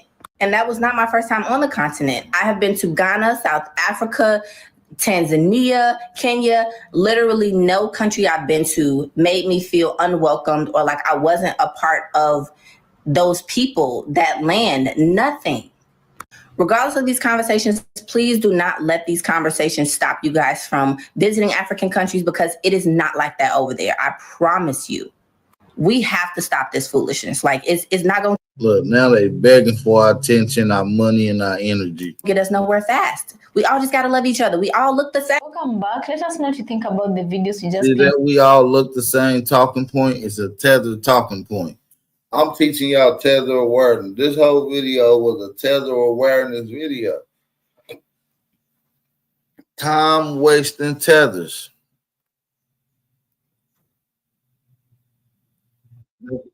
That's exactly what I call these people. You know what I'm saying? So we got to understand that as Aboriginal, so-called FBA people in America, man. You know what I'm saying? Let me play this clip for my brother that he played the other day. He went in the other day. Shout out to Black Alpha Network. I rock with Black Alpha. He be coming with that heat, and he got a nice set of energy, and he be having the receipts. And I'm a receipt god, and I gotta give respect to another receipt guy. That potent right now. So let's get Understand into this. Foundational Black Americans, they're always trying to reclassify us, but nobody else has to deal with reclassification. Think about everybody else in terms of reclassification. How come it's always us? Remember, fam, Indians, Negro, Black, African. Say it again. This. Foundational Black Americans, they're always trying to reclassify us, but nobody else has to deal with reclassification. Think about everybody else in terms of reclassification. How come it's always us? Remember, fam, Indians, Negro, Black, African American, and now they're trying to put the pause on foundational Black Americans. They do not want us to be reclassified into what we choose to be. And what we've done, by the way, fam, we've taken everything that they've ever said and we made that popping. Let me make this clear, okay? I'm gonna make this crystal clear. People see things that foundational Black Americans do, and it may start off in a bad way, but then we take it, put our own stamp on it, and move. One of the most underrated qualities about our lineage is spinning things into greatness. You can take something that is so bad and so wrong, let some brothers and sisters put their hands on it, and I guarantee you it's going to become exceptional. That's what we do. Everything we touch turns into gold, y'all. So I don't want to hear nobody running around here talking about something. Yeah, Negro is a bad term. Man, we can take Negro, flip it, and now everybody want to be a Negro. Don't everybody want to be an NIGGA? Damn right. Don't get it tangled and twisted, family. Everybody wants a piece of what FBA creates. We take things and spin it. The only reason you got these people running around, these $2 tontos talking about Indian, because we made it pop. Now everybody want to be the N-word. We made it pop. Everybody want to be an American. We made it popping because I remember a time when America was a bad word. When all those Africans, can we go there, fam? I remember a time where all of the Africans were telling us that Africa was the best place and America was the worst place. Damn, how things have changed. Damn. Now America is the popping place everybody wants to be. And you don't really hear all that anti-American talk. Y'all notice that? Y'all notice you don't really see that anti-American talk like you used to. Back in the old days, they'd be like, how dare you talk about America? You ain't from America. It's the worst place in the world. Now what they're trying to say is, ain't we all American, brother? Ain't we African American? It's funny that the Africans want to be African American now. But I remember a time when they told us, y'all can be American because we African. You see how things change? FBA get things popping. And that's exactly what our brother and sister were alluding to. And then on top of all of that, family, how come there aren't Haitian Africans, Jamaican Africans? They don't ever want to put the African jacket on them. Why? Is because they all work in cahoots to come against us. The same way Jesse Jackson worked in cahoots to come against foundational Black Americans with the reclassification. Let me make this clear. The dominant society was behind that. They used their civil rights Negroes from the late 1970s, early 80s, and they said, let's do another reclassification. See, Black Americans had too much cultural pride coming about after the civil rights era. The civil rights era, there was a renaissance. Right now, this is another renaissance that's occurring that we're all a part of. And the last renaissance was truly the civil rights era, going through the 60s and the 70s and the early 80s. It had a little bit in the, the 90s, but now this is a second phase of a renaissance era. So what they did, they said, wait a minute, you got too much Black pride. How do I start this show off all the time, fam? You're going to hear me say Free Huey. Free Huey comes from the Free Huey campaign. The Free Huey campaign comes from Kathleen Cleaver, who put it together, all right, who was the Minister of Information for the Black Panther Party. All of the Black pride and the froze out and the leather. Hey, y'all let Zoe with the locks chill. Don't time him out. Let them speak. I'm going to let them on the panel. We ain't going to block these tethers from letting them speak because we're going to let them come on and speak. So, and I like Zoe. Zoe, my boy. You know what I'm saying? I fuck with Zoe. He cool. Coach, a lot of people try to attribute that to Stokely Carmichael. Stokely Carmichael was just riding the wave of what FBA was doing. And that's no disrespect to Stokely Carmichael. But all that Black power, we've been talking about Black power back in the day. I got footage of Muhammad Ali saying, oh, no, we Black. He was telling everybody back then, oh, we Black. See, Black became a thing back in the 1960s and 1970s. And as soon as it became Black, they ran back and said, no, African. And then they paid Jesse Jackson to try to spin that Blackness into African. And guess what? Everybody starts saying African American. And you've seen African American go up and you've seen Black go down. Even though all the statistics prove that Black Americans never wanted to be African American. Because like I said, when I was a kid, I knew I ain't never been to Africa. Never. Let me tell y'all a story. I think I told a lot of people this before, fam. When I was young, I went to Europe. When I was in Europe, and they got a hell of a lot of Africans over there, okay? Because remember, the Afro-European and the Euro-African, they're neighbors. But I'm going to get that to another day because they always talking about Black Americans, are they buddies? Doesn't Africa and Europe live side by side? Don't they have thousands of years of history of dealing with each other? I'm way over here on the other side of the Atlantic Ocean in a great state called Georgia. There's a big distance between me and Africa. There ain't that big of a distance between Mr. Lumbumba in Africa and Mr. Gunther in Berlin, Germany. Y'all are neighbors. So y'all need to be talking about how come y'all get along. How come y'all were making deals and selling Black folks? Yeah, if you really want to talk about who's a true ally and a true buddy, Black Americans aren't connected with Africa. Europeaners are connected with Africa. That's why they always came down and colonized you and gave you their damn Bible. But that's another topic. So don't talk about foundational Black Americans when you really need to be talking about them damn Euro-Africans. Because if you ever go to Europe, all they got is Africans. Africans are all through Europe, fam. But when I was a kid, when I was over there, a little ass child came up to me, some freaking European kid. I don't know who the hell he was. I don't know where he's from. And y'all know what he said to me? He said, you Black American? You Black American? I might have been 7 years old, fam. He said, you Black American? He didn't call me no goddamn African. He didn't say, are you from Nigeria? Are you from Senegal? Are you an African? Didn't say none of that. He knew that I was a Black American when I was about 7 years old. So do not tell me that they all see us as the same. Don't tell me if we all got pulled over, they're going to see us all as one big Black person. All that one big Black person only benefits people who want from FBA. We have delineated, separated, gatekeeping, and this is why they're trying to get us on our side, and foundational Black Americans are staying on our own side. Easy work. Look at this right here, fam. Now you got people running out here saying they 90% African. They're going to start playing with the numbers, y'all. They're going to start playing with the numbers. Watch this. This person said, I'm just not mixed. I'm like 90% African. 90% African is a full African. But just like how y'all don't stay in your homelands, you're too afraid to admit what you are. Watch this.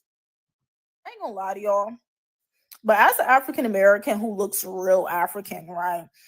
FBA are annoying as I ain't even gonna hold y'all. Like, it was once upon a time where I think they were just defending African Americans, but it's just become a point where you are becoming a nuisance. I'm not gonna lie to y'all, because to them, I look too African, so they just automatically I'm African, even though I told these, I said plenty of times, South Carolina. My grandma's from South Carolina. Stop. I'm sorry. Family, did she just say that FBA are lame? Did she just say that FBA thinks that she looks like an African when she just said she's 90% African? So you're 90% African and you mad at us because we think that you're African. Yeah, because you are African. Now, I know your tether logic don't add up. I know that tethers are 17 in the second grade. I understand that. But damn, not even that math is computing right now. And what's up with these people in South Carolina?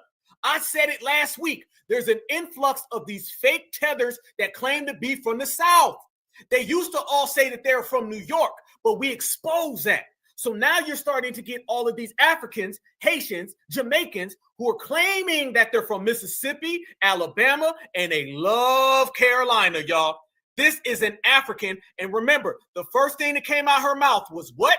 It was the term that we're ending tonight, African American. Y'all. But as an African American who looks real African, right? FBA are annoying as I ain't even gonna hold y'all. Like, it was once upon a time where I think they were just defending African Americans, but it's just become a point where you are becoming a nuisance. I'm not gonna lie to y'all, because every time, because to them, I look too African, so they just automatically I'm African, even though I told these, I said plenty of times, South Carolina, my grandma from South Carolina. I talk about South Carolina shit. They would still sit right here and question, are you actually African American because you look African? I'm not mixed. I'm not mixed. Right? I don't bleach. I'm not mixed. I don't perm my hair. That's probably the reason why. I just look black as fuck. Right? We not mixed in South Carolina. Niggas, some might be. I'm not. Right? My family's not. My town's not mixed. Everybody's just blackity black. Like, goddamn. Like, what do you mean mixed? Who in the hell is mistaking this woman for a light-skinned person? Nobody's running around here thinking you're a mulatto, homegirl. I'm sorry to tell you. Is she saying that we think she's a mulatto, fam? This is that tether logic. We don't really know what point they're making because they're just trying to babble until we stop exposing them. They want to just run circles until we get tired and say, okay, you can have it, Tether. No, you can't have it, Tether. No. Nobody's confusing you with a mixed person. We're telling you that you're African. And to be honest with you, Mrs. Fufu the Third, you're telling us that you're African. And don't talk that South Carolina talk, because people I know from the South don't run around here and say they're 25%, 55%, 90% African. No, you are a full African and you're perpetrating like you are one of us, and you know damn well you're not. You ain't a Southern America tether. I hate how just be talking because they don't know South Carolina like that, right? Like, nobody gives a fuck about South Carolina, which I understand. But if you're going to speak about a bitch from South Carolina, you could at least know a little bit. Like, y'all know how isolated the coast of South Carolina was.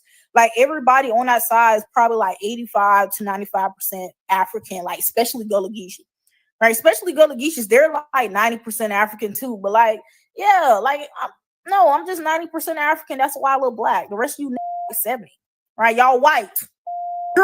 That's why you're confused. You're white. That's why. I ain't gonna lie to y'all. I want y'all to notice what she just did. Do you see that she tried to say that Black Americans are really white? Did y'all notice that right there? Did y'all catch that at the end? Did you see that? She's saying that really we're white. That's one of the things that Africans do. This is confirmation that she's an African. Watch how she starts to say, well, basically, like the last tether, y'all just slaves. How do y'all see us? We see y'all as slaves. Every time they say that they see us as slaves, basically that's them saying that we're white and we're not really black. She's going back to that 1990 tether talk where we weren't really Americans. We're really just a bunch of mixed black folks. This is what she's trying to pull. Anytime they call us a slave or call us white, that's them trying to say they're the real Africans and we're the generic Africans. This is what it is, fam. % African, that's why I look black. The rest of you 70, right? Y'all white. That's why you're confused. You're white. That's why. I ain't gonna lie to y'all. Oh, we're confused. You notice that there. There you go. Okay, Tether. All right. That's what they're doing, fam. That's that full-time tether talk. That's what they tend to do. Oh, we're going to methodically break it down. Surgical. I'm surgical with it. This is what they do, fam. They always try to make us look like we're generic.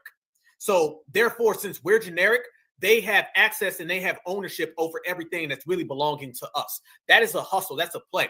I tell everybody what they do is they come here to America and they try to run that village con artist game on us. That same real village con artist game that they run to each other on the internet and they run to each other when they're running from their homeland.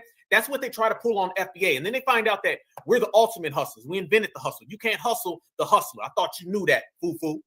So what they try to do, fam, is that they want to make Africa the centralized location. And we as foundational Black Americans, we're underneath that umbrella. And since we're underneath that umbrella, that means whatever we come up with, we have to send it to them. We got to give it to them.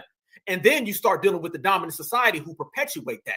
This is why you're always seeing liberals typically pop out and say, y'all are really African. Let's put on some kente cloth. They're always trying to Africanize things. You would not see these Africanized Juneteenth parades that typically are Democratic sponsored. You would not see them wearing dashikis, having Jollof things. Name me a time you've ever seen a white person putting on some type of African gear, African garb, and trying to uplift Africa. They only do it when they're colonizing Africa or when they're trying to colonize foundational Black Americans with Africa. That's what she's trying to do right there. That's what she's trying to come up with. And we can see that from a mile away. So the very fact, fam, that she starts throwing out all those numbers. Notice that, fam. That just got into a real numbers game. 75, 22. I mean, y'all probably like 70. I mean, I think you over there, Jerome, is about 62%. And I'm thinking that Michelle over there, she's probably about 55%. See, they're all trying to throw these numbers out here, fam, to come up with some type of fake confusion to try to twist it up. In reality, we know damn well what they're doing. They're trying to make it look very murky. See, that's what they love, fam. Anytime someone's trying to lie to you, they want to make things look very murky, like you can't understand it. If you just knew better, you do better. That's really what she was trying to attempt. And trying to put it off on the South. Let me make this clear, because they love doing that, fam. They like saying, well, y'all don't understand the South, as if we ain't all from the South. As if we ain't all from the South. Because let me tell you something, Miss Fufu. Foundational Black Americans right here in the South, myself included, we know your ass ain't from the South. This little thing where they're going to be Africans and then try to make it look like they know about the South and we don't get the South. Have y'all been noticing that? They be trying to tell us that we don't really understand our culture and we don't really get it and we don't know what's going on in the South like that. That's what she was trying to do. She was trying to run the whole, y'all just don't understand the South. The same way they tell us that we don't understand white supremacy. The same way they tell us we don't understand America. It's always something that they have that we just don't get. And then they turn around when we check them and say how we're being mean to them. All they do is they come up with nonsense and then they use us as a scapegoat in the process. That is the play that they're always trying to use on FBA. And one thing that we know for certain is that y'all don't identify as Black anyway. So what you have here, fam, you have the New York Tethers, the East Coast Tethers, and they're very exposed. And you also having now this new wave of fake Southern Tethers. And they're trying to talk with a Atlanta accent or an Alabama accent, and they love South Carolina. But in reality, family, they're from South Zimbabwe. And that's a long way away from the USA. You understand? Watch this right here. This lets everybody know what we've already known, and we've been putting it on the table. Y'all don't want to be Black now since we made it popping, because remember, y'all didn't never see Blackness until you came here to America. Y'all never identified with being Black until you came here to the USA. So don't try to get on board with Blackness since we made it popping. Foundational Black Americans, certified Black society. If you don't see Black over there in your homeland, then you can't claim it in my homeland. Watch this right here, fam. These are the Tethers out here trying to say that they never identified as Black. West Indies and Africans will tell you they aren't Black. Then they will gaslight you after you agree with the sentiment they've been saying for decades. Gaslighting. I don't identify myself as a Black person anymore. I identify myself as a Jamaican person. I mean, I've always identified as a Grenadian. American, when I'm not Black, everybody was shocked at that statement. Like, you're not Black? What are you then? Like, I'm a person. What is Black? So what are you? Yellow, like lemonish green? What is what? It's difficult because I don't identify as being Black. Also, like I was not Black, I'm African. No. There's a big difference. I came in a plane, they came in chains. I'm passenger in their cargo. And I came in a plane, they came in chains. Black Americans are cargo and Africans are passengers. Do you guys see this anti-FBA rhetoric? Do you guys see why we're delineating? Do you see why we're gatekeeping our culture and we're not out here playing nice? This is why right here. These people have vitriol for you, brothers and sisters, to use that slavery that we had to go with, even though they've been enslaved on their homeland, including now, because slavery still exists in Africa. They always dump slavery on us. Did I not just say that they do what? They say that we're slaves, and they say we're white, and they're the true African. And guess what? This African is saying that, and look who laughs. A white woman who they really love. I came in a plane, they came in chains. I'm passenger in their cargo. Look at that tether showing out for Karen. Look how that tether's trying to show out for Karen. Making jokes about us, family, so he can get him some laughter from Becky. And I was 17 to go to college. So I will start off with the fact that I never really saw myself as a Black person growing up. I still don't, of course. I'm not Black. This is Black. I'm not Black. I'm not African either. I live in Africa. I'm Somali. I speak Somali. This is my flag. I don't like this. Like, why are you telling me I have to do this because I'm Black when it's been already pointed out that I'm Haitian? Why do I now have to now submit to this idea of being Black? That makes absolutely no sense to me. And that's what you don't get. A lot of people are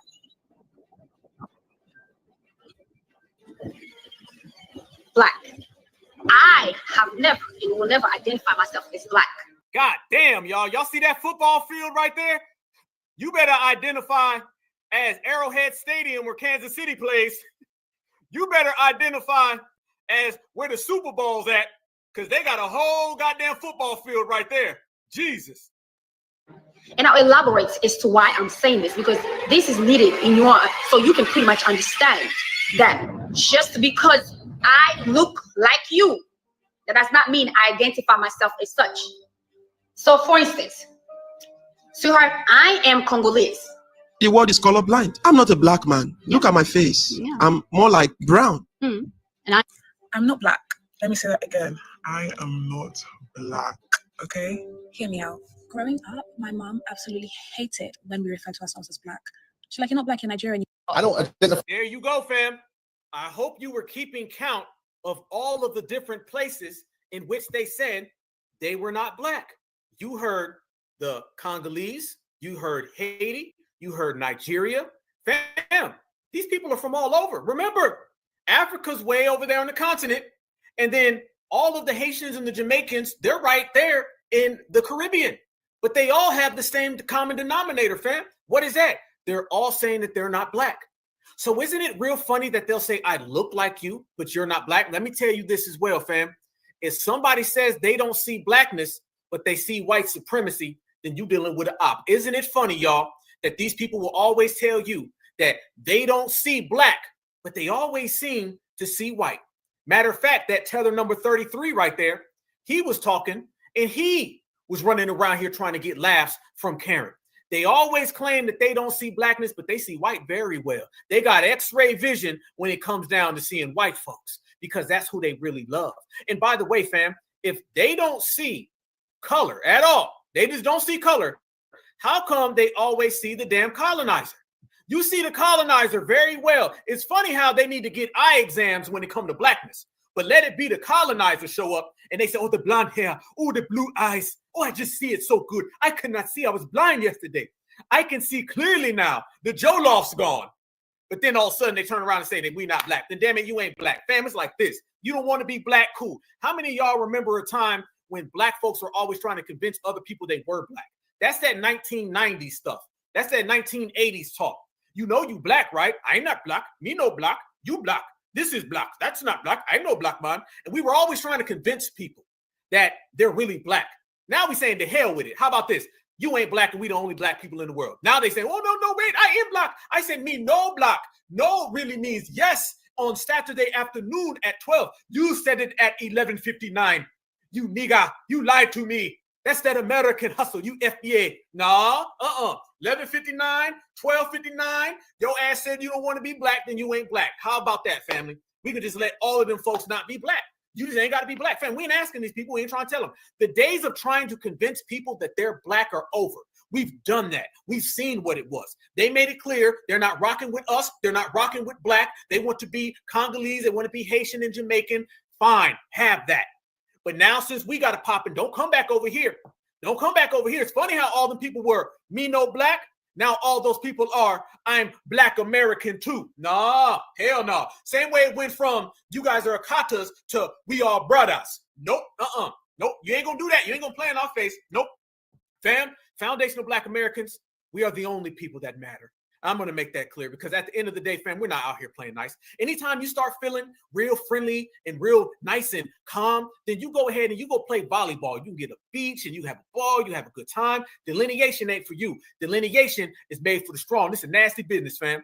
And sometimes you got to tell people hell to the gnaw, because when you don't tell people hell to the gnaw, you start getting this type of vibe right here. And I want everybody to notice something.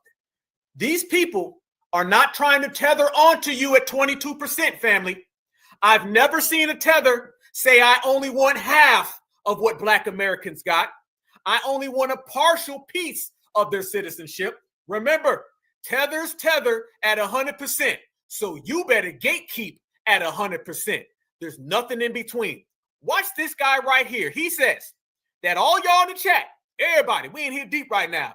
2.5 thousand and we ain't even been on an hour.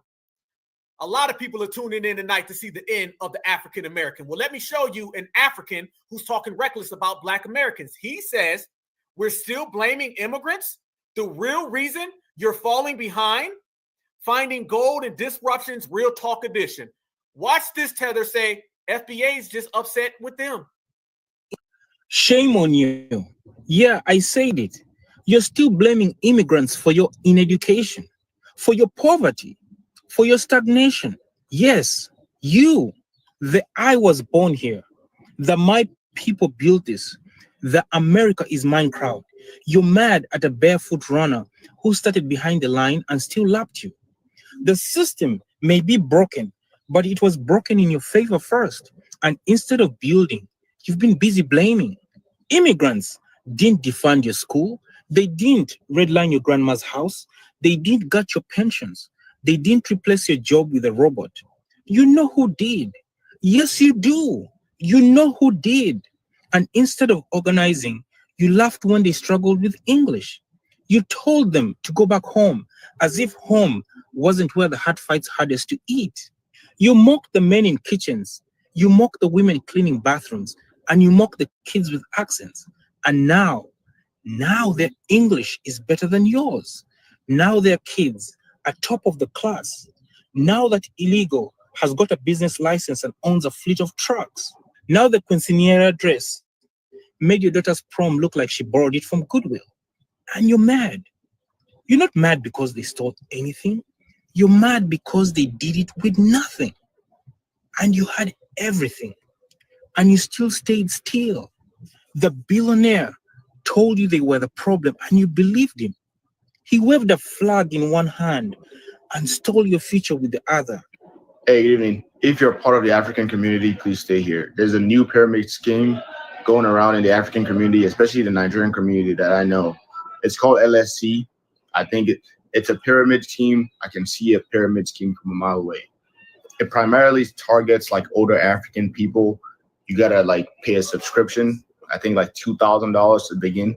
And it's like a game where you put some sort of numbers or money and it guarantees you some type of money. It is a freeze. The first guy is saying how bad we are, we can't get along.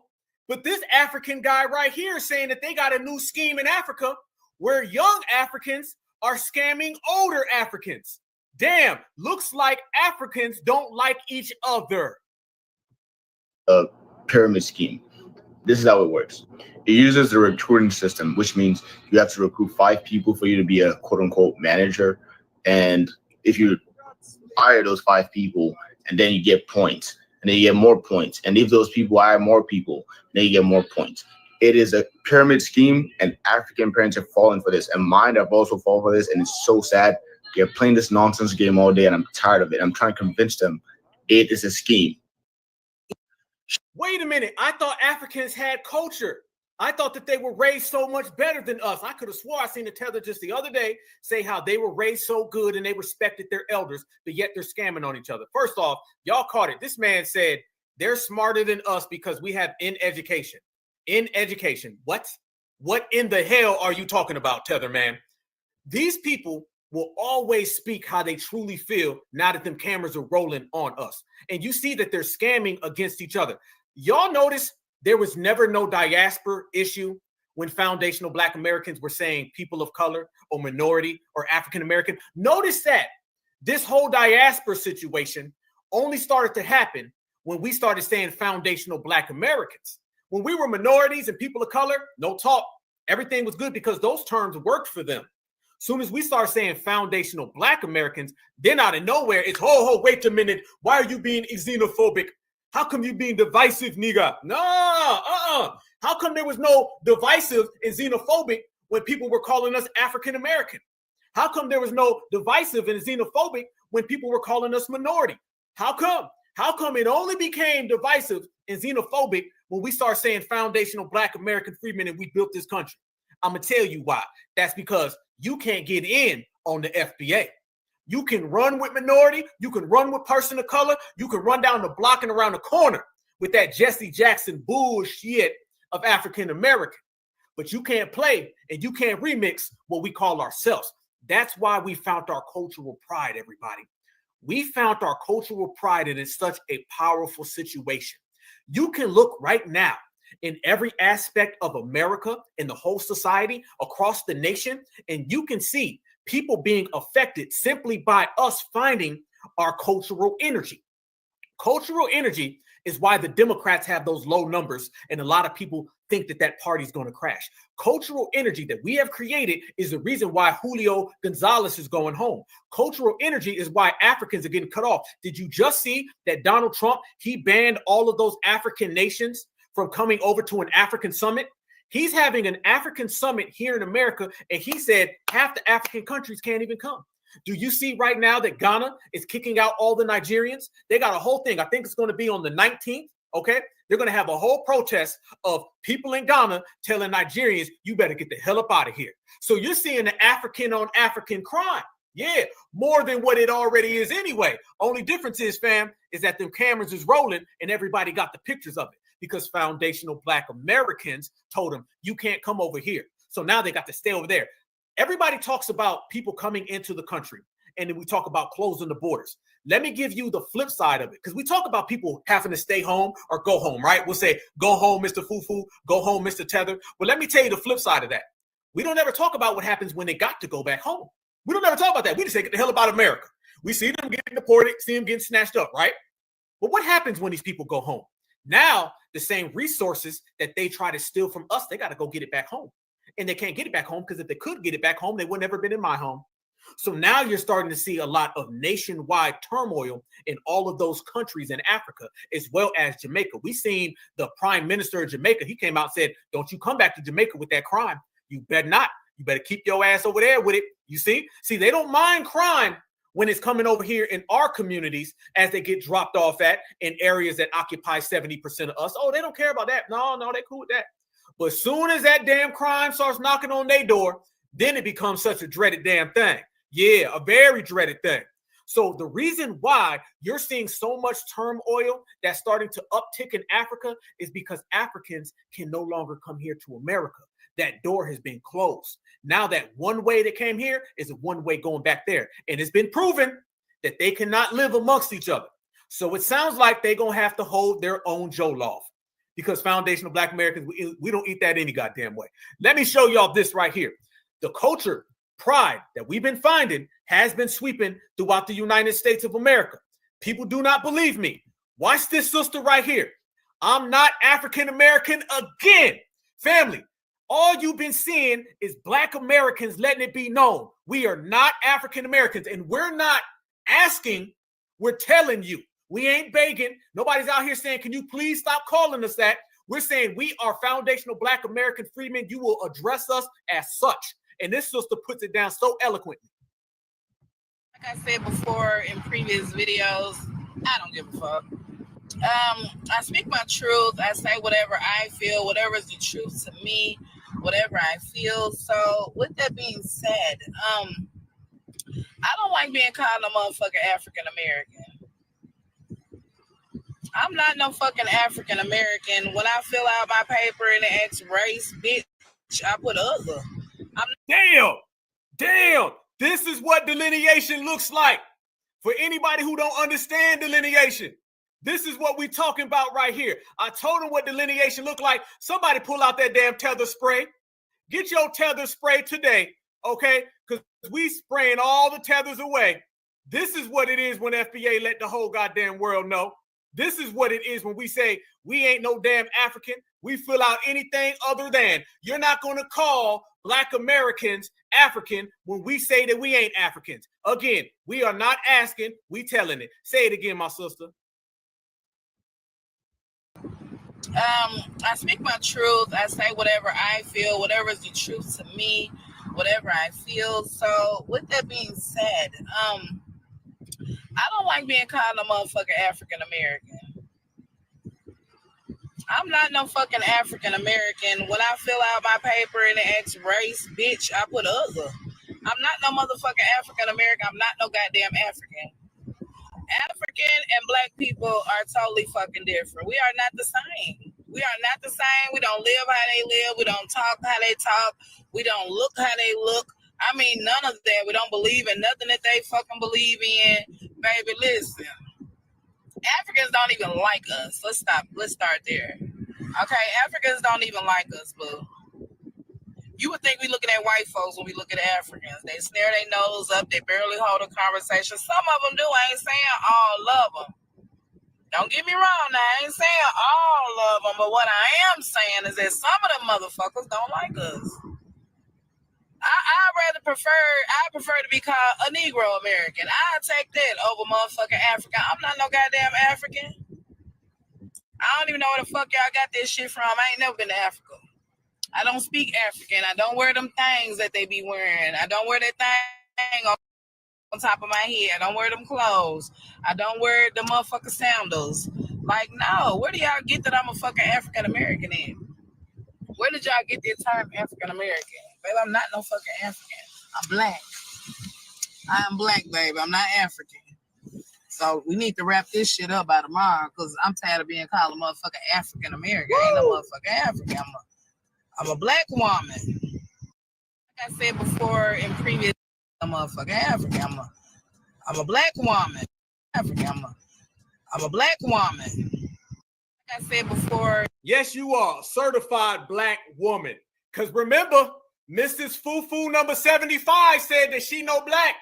Mrs. Joloff number 89 says she no Black. Since they don't want to be Black, then you ain't Black and I ain't an African, so you can keep it on that page. Easy work, easy damn work. That's what it is, fam. And I want everybody to notice the energy that is coming from our community, okay? I want everybody to see it. You see that sister's energy? Her energy matches y'all energy because I'm seeing y'all right now. Y'all light up the panel. By the way, best chat in the whole world. We used to be the best chat on the planet, and now we the best chat in the whole damn universe. Make it clear. This right here, family, is what we're saying. FBA ain't out here trying to explain, complain, or apologize. We let them know this is all about us, and you are going to address us as we say. No longer are people going to classify us. You got to understand, fam, how come nobody else gets reclassified? Nobody else gets reclassified. This like classification thing is something that they're always trying to put on us. A lot of people are talking about trying to get our classifications known, fam. It doesn't even matter at this point. And I'm going to tell you why. Because it's about what we call ourselves. That's what it's really about, fam. It's about how we identify. You can put African American on every single paper as long as we see that and we put an other, checkmate. As long as we see that and say, boom, somebody say, hey, African American, we don't look. Hell no. As long as we denounce it publicly, then you're going to see things change socially. So it's not necessarily just about us going to these places. It's not necessarily just about foundational Black Americans trying to get things changed up. It's about foundational Black Americans being the change that we want to see. Remember, y'all, we didn't have to go to these people to get our country popping. We didn't have to go to these people to go get reparations. Reparations is a situation because we've been saying it has to be. That's why. So all we got to do, fam, is just stay foundational Black American freedmen. I don't care if you're Black American, you foundational Black American, you certified foundational Black American freedmen, all of those work for me. But let me tell you what does not work, and let me tell you what we have ended right here today. That's African American.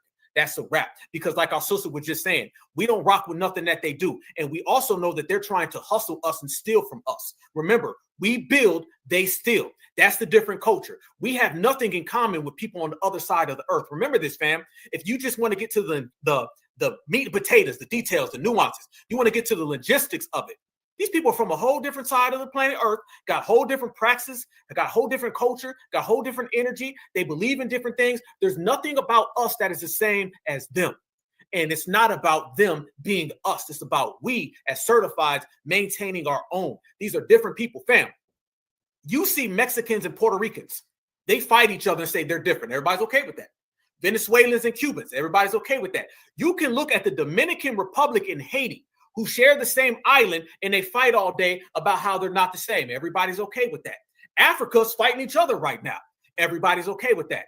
But God forbid foundational Black Americans who are way over here in North America for thousands of years say that we're not like Africa, a place that our mama's mama, wait till this time tomorrow, mama's mama, 2 days from now, mama, never been to. Then it becomes such a dreaded thing. No. We ain't asking, we letting them know. And family, people been unearthing a lot of things that they've been up to lately in terms of trying to scam us. Watch this right here. These are some developments that are occurring where they're trying to truly scam the pocketbooks of FBA. I want y'all to watch this. This is the type of hatred that they have for us. And this is why brothers and sisters are out here really checking them, really calling out them hairlines and really pulling that paperwork. They are plotting on 1.7 trillion spending power of Black Americans. Watch this right here, fam. This shows you that they want to use African American so they can give our tangibles to Africans, because Africans are subservient and docile, and FBA will tear this motherfucking roof off. Watch this. Our money for us to build up Africa. But we have been speculating, and I think everything just kind of popped off with the Essence Fest where people started digging and shit. But I had been doing a whole bunch of videos telling y'all.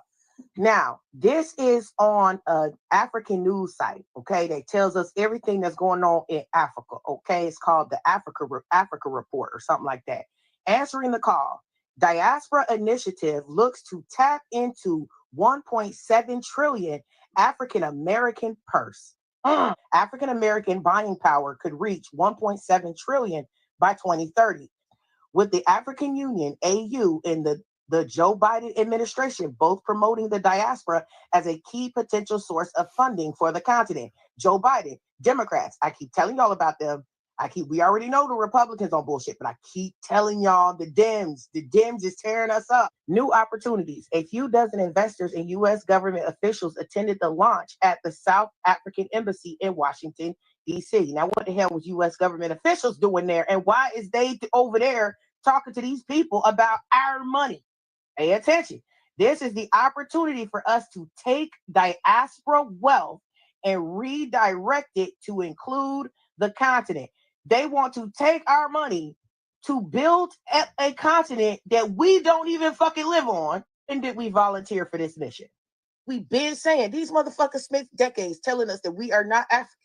They spent decades telling us that we are not African. We don't have no connection to Africa.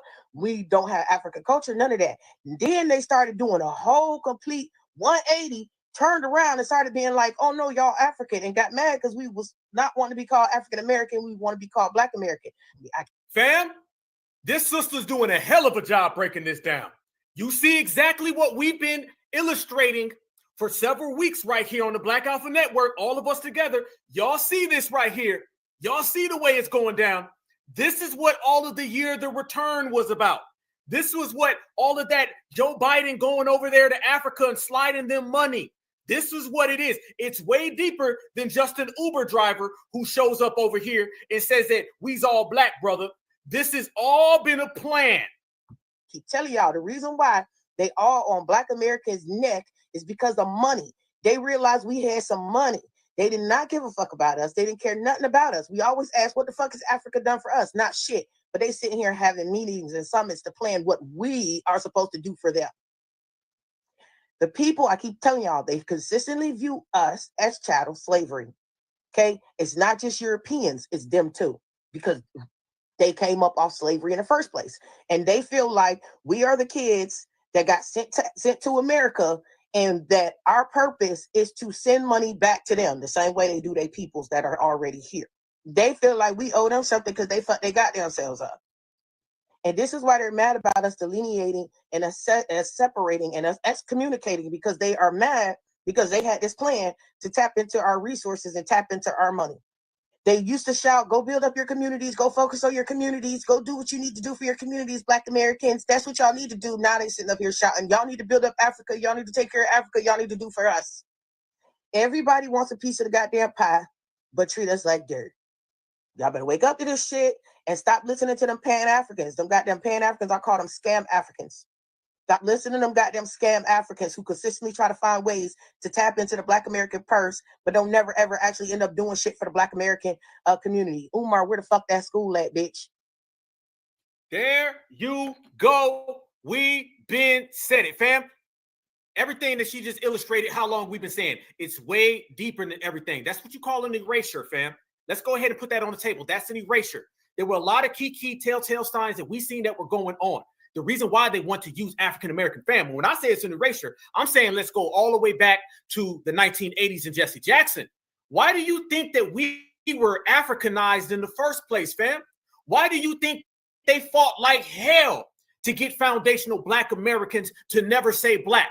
Why do you think right after the Black empowerment movement of the 1970s, they started telling everybody they were African-American? Why do you think right now with the FBA Renaissance, they're telling you again that you're African-American? They're running this African-American game every time we get on code in the grassroots. Every time the grassroots gets on code, then you turn around and what do you see, fam? You start seeing the overusage of what? The term African-American. The term African-American was a term that was created so they can spend our money back into Africa. Because if the dominant society had a choice between foundational Black Americans, riders, or the whole diaspora, you can add Africa and the Caribbean. They're going to pick them because they love massa. We don't give a damn. Massa can get this work every day and twice on Sundays. So this is what they've been trying to do. Fam, you think this right here was a coincidence? How many of you guys remember this? Right before Joe Biden ended up stepping out of office, he went over to Rwanda. What did he do when he got to Rwanda, family? He apologized for slavery. And when he apologized for slavery, he said, my nation's original sin to the delegation of African leaders for the unimaginable cruelty of slavery. And he offered them $55 billion as a Rwandan president mocks the U.S. in front of a laughing crowd. Rwanda, they were the only people who were like, hold on now. All the other African leaders, they said, we'll take the money. Thank you. Yes, I appreciate it. So what I'm telling you right now is that Joe Biden went over there and he talked about chattel slavery in North America that affected our ancestors. But he said it was really the Africans. And let me tell you what the Africans did, y'all. They took the money and said, thank you. Chattel slavery in North America was so bad. What you did to us, even though us was foundational Black Americans, why they were the ones selling us. And you see why we delineate and we separate and we don't want a damn thing to do with African-American fam. That's your reparations money right there. Essentially, he gave reparations to Africa for what Africans did to foundational Black Americans. You cannot make this up. As soon as we got hip to it, soon as we started calling it out, they said, I got an idea. Let's start calling them African-American again. Maybe we can confuse them and they'll go along with it. It's easy, fam. Every time you turn around, every time you look, every time you observe, they'll pull out African-American whenever we get too hot on them. Problem for them today is that foundational Black Americans, we in a place and they ain't stopping us now. We gonna call their ass bluff all the way down the street and around the damn corner. You see it. That's what this was, family. This was a cash grab. And Joe Biden went back over there. Fam, Joe Biden had about a month left of being president one of his last stops was going back to Africa and giving them money. Anytime they say invest in Africa, it's what our sister was saying right there. It's not investing in Africa. It's taking foundational Black American spending power. All of that cash grab that you started seeing with Akon and then the year of the return, the Ghana government is like best friends with the United States of America. As a matter of fact, just when Dr. Kubar was over there in Ghana and he was talking about how the president went to see him, I showed everybody that you had delegates from Donald Trump and from Joe Biden's administration, because it was right before our election. They went over there to get Ghana to fall in place. This is why the president of Ghana, they were calling him the reparations leader. Remember those African reparations that they were having? Remember the African Reparations Summit? How many of you guys remember that? The African Reparations Summit that did not include us? It had all the people in Africa who wanted to participate, and it also had the Caribbean. They blocked Black Americans out. We were not allowed to come to that African Reparations Summit. We were not allowed to. They said Black Americans got to stay over there. So essentially, the African governments and the Caribbean governments all colluded and got together to have this reparations committee that was sponsored by Black American grassroots energy that they stole. And then Joe Biden, Donald Trump, and everybody else came in and tried to push it. Fam, these people are always on the play. They're always up to that, because the name of the game and the final outcome is to take foundational Black American creation, give it to Africa, meaning take away from the strong and give it to the ones that will bow down. That's what they've been doing. And we've been calling it out. As a matter of fact, if a lot of y'all remember not 2024, 2023, I went to Atlanta and we crashed one of those global reparations summits. They had a global reparations summit for Pan-Africans, and these people said they're going to the United Nations. They're going to the United Nations so they can kick the term Afro-descendant.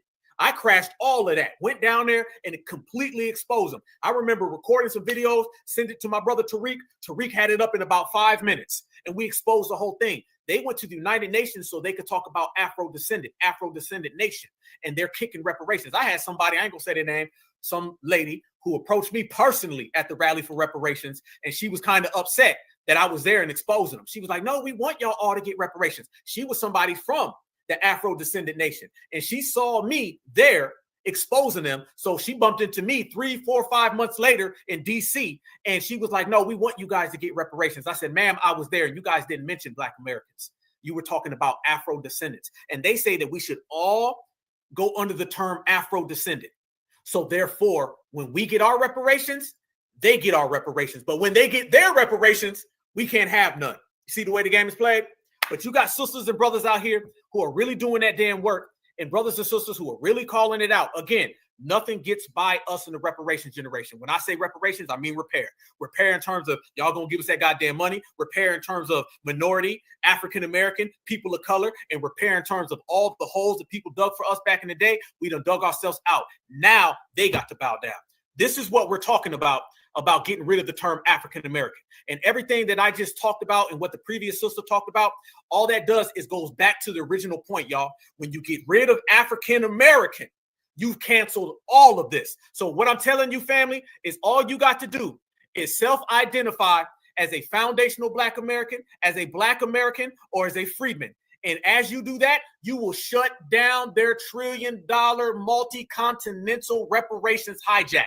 And you can do it by sitting on your couch, certified all the time. Watch this sister right here go to work. But I need you to listen. Before you comment, I want you to listen. When it comes to the term African American as Black Americans, foundational Black Americans, Sulan, I personally want the name deaded. I do not want the others to be able to themselves as African American. Now before you get to type and talk about, well, they're from Africa and they live in America.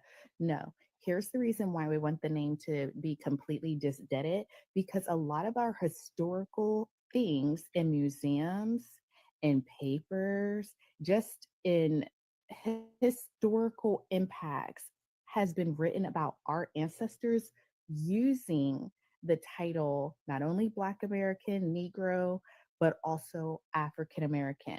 We cannot just act like we're going to give over that name, because guess what? Everybody's talking about the fact these people are trying to destiny swap with us by allowing them to take over a name that historically has been attached to us.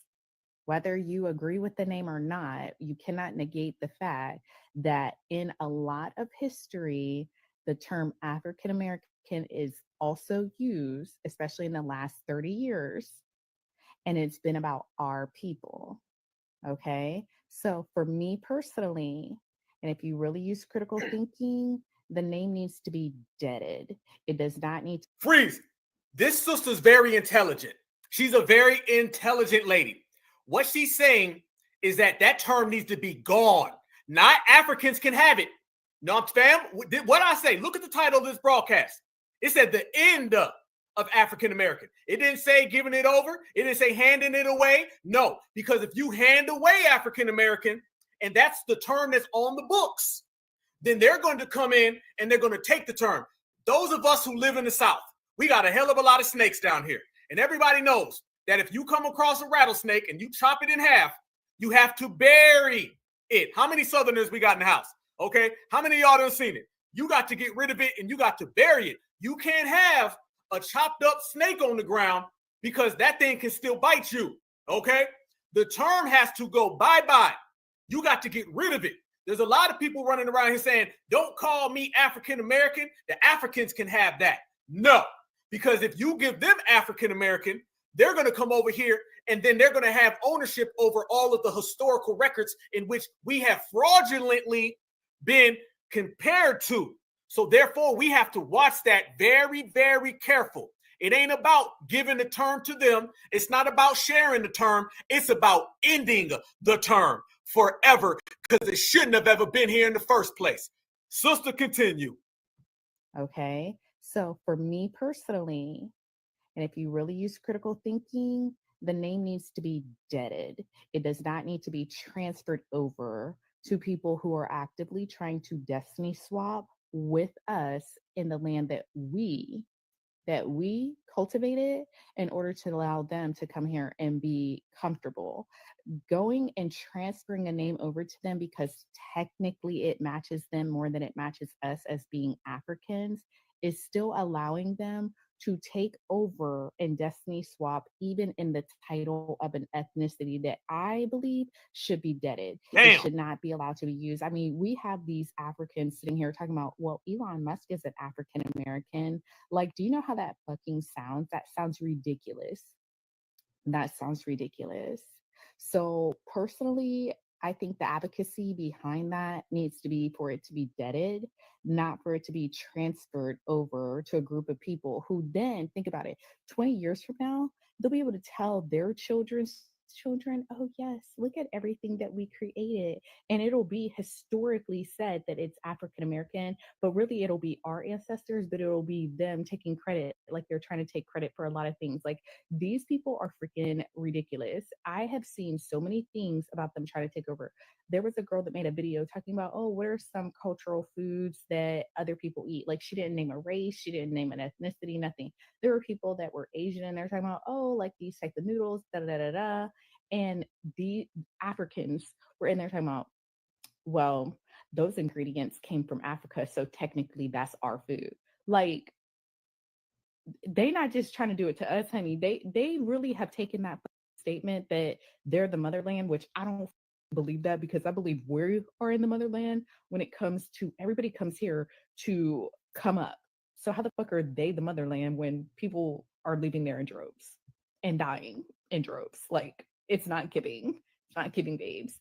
But that comment section, I don't know if you know what video I'm talking about, but so many people were naming so many different foods from around the world. And there were so many Africans in that comment section talking about, well, we make that same food. So technically, everything comes from Africa. Like, they are trying to take over everything. They have lost their fight with colonization in their countries in that continent. So they decided that they are going to try and war and take over here. And as much as they want to say that that's the premise, that's division, it is not division. They are literally trying to destiny swap and take over. They are trying to create a tribal war on a land where we were never raised to be tribal, but we're being forced to be tribal at this point because it's the invasion. But I need you to listen. Damn, sister, 100% all the way live. That sister was cooking something serious. I had to let her really get her flow on because she was flowing something very, very good. It's an invasion. I was speaking to Dr. Short the other day, and he said the same thing. He said, in any other aspect, what they try to do to us would clearly be considered an invasion. Fam, look what happens when Julio Romero comes over here to the United States of America. Don't all of the W say it's an invasion? So how can what Julio Romero does by coming into the United States of America illegally be seen as an invasion, but it's not an invasion in terms of what these people are trying to do to us, even when we're presenting receipts that show that these folks are taking our spending power, being dropped off in our community and trying to share a namesake with us in a place we've never been to? African American is done. It's not being transferred. It's not being handed over. We're not sharing it. No, because what they'll do if you say, okay, we don't want to be African Americans, we're going to be Black Americans. Next thing you know, they're going to look at all the books in America. Then they're going to say, well, Muhammad Ali, yeah, he was an African American. Oh, just like me. Tupac, he was classified as an African American. All right, Black Alpha, all of us, we're all classified as an African American according to whatever you look at. Now, I'll tell them I ain't no damn African American. I'll let it be known, and we'll put in some work and move some furniture up in here. But however, when you start talking about the paperwork, they're all going to say that you're an African American. So that's why the best thing to do is to get rid of the term completely. And the best way that you get rid of the term, family, is that you make its name dirt in these streets by exposing it and by letting it be known that it doesn't work in any category.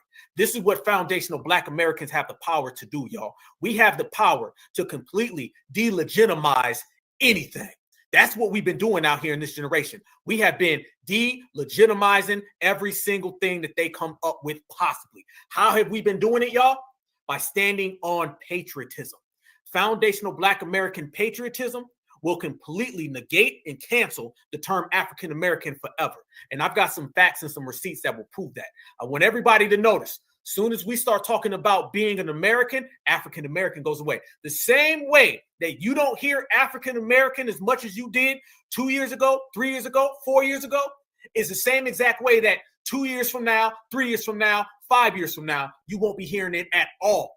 FBA will delegitimize you, FBA will ruin you, and FBA will have everybody afraid to even use that goddamn term because we got it like that. Y'all look at this right here, fam. This right here is the personification of how we as FBA can change the world just by getting on code and doing what the hell we want to do. Watch this right here, fam.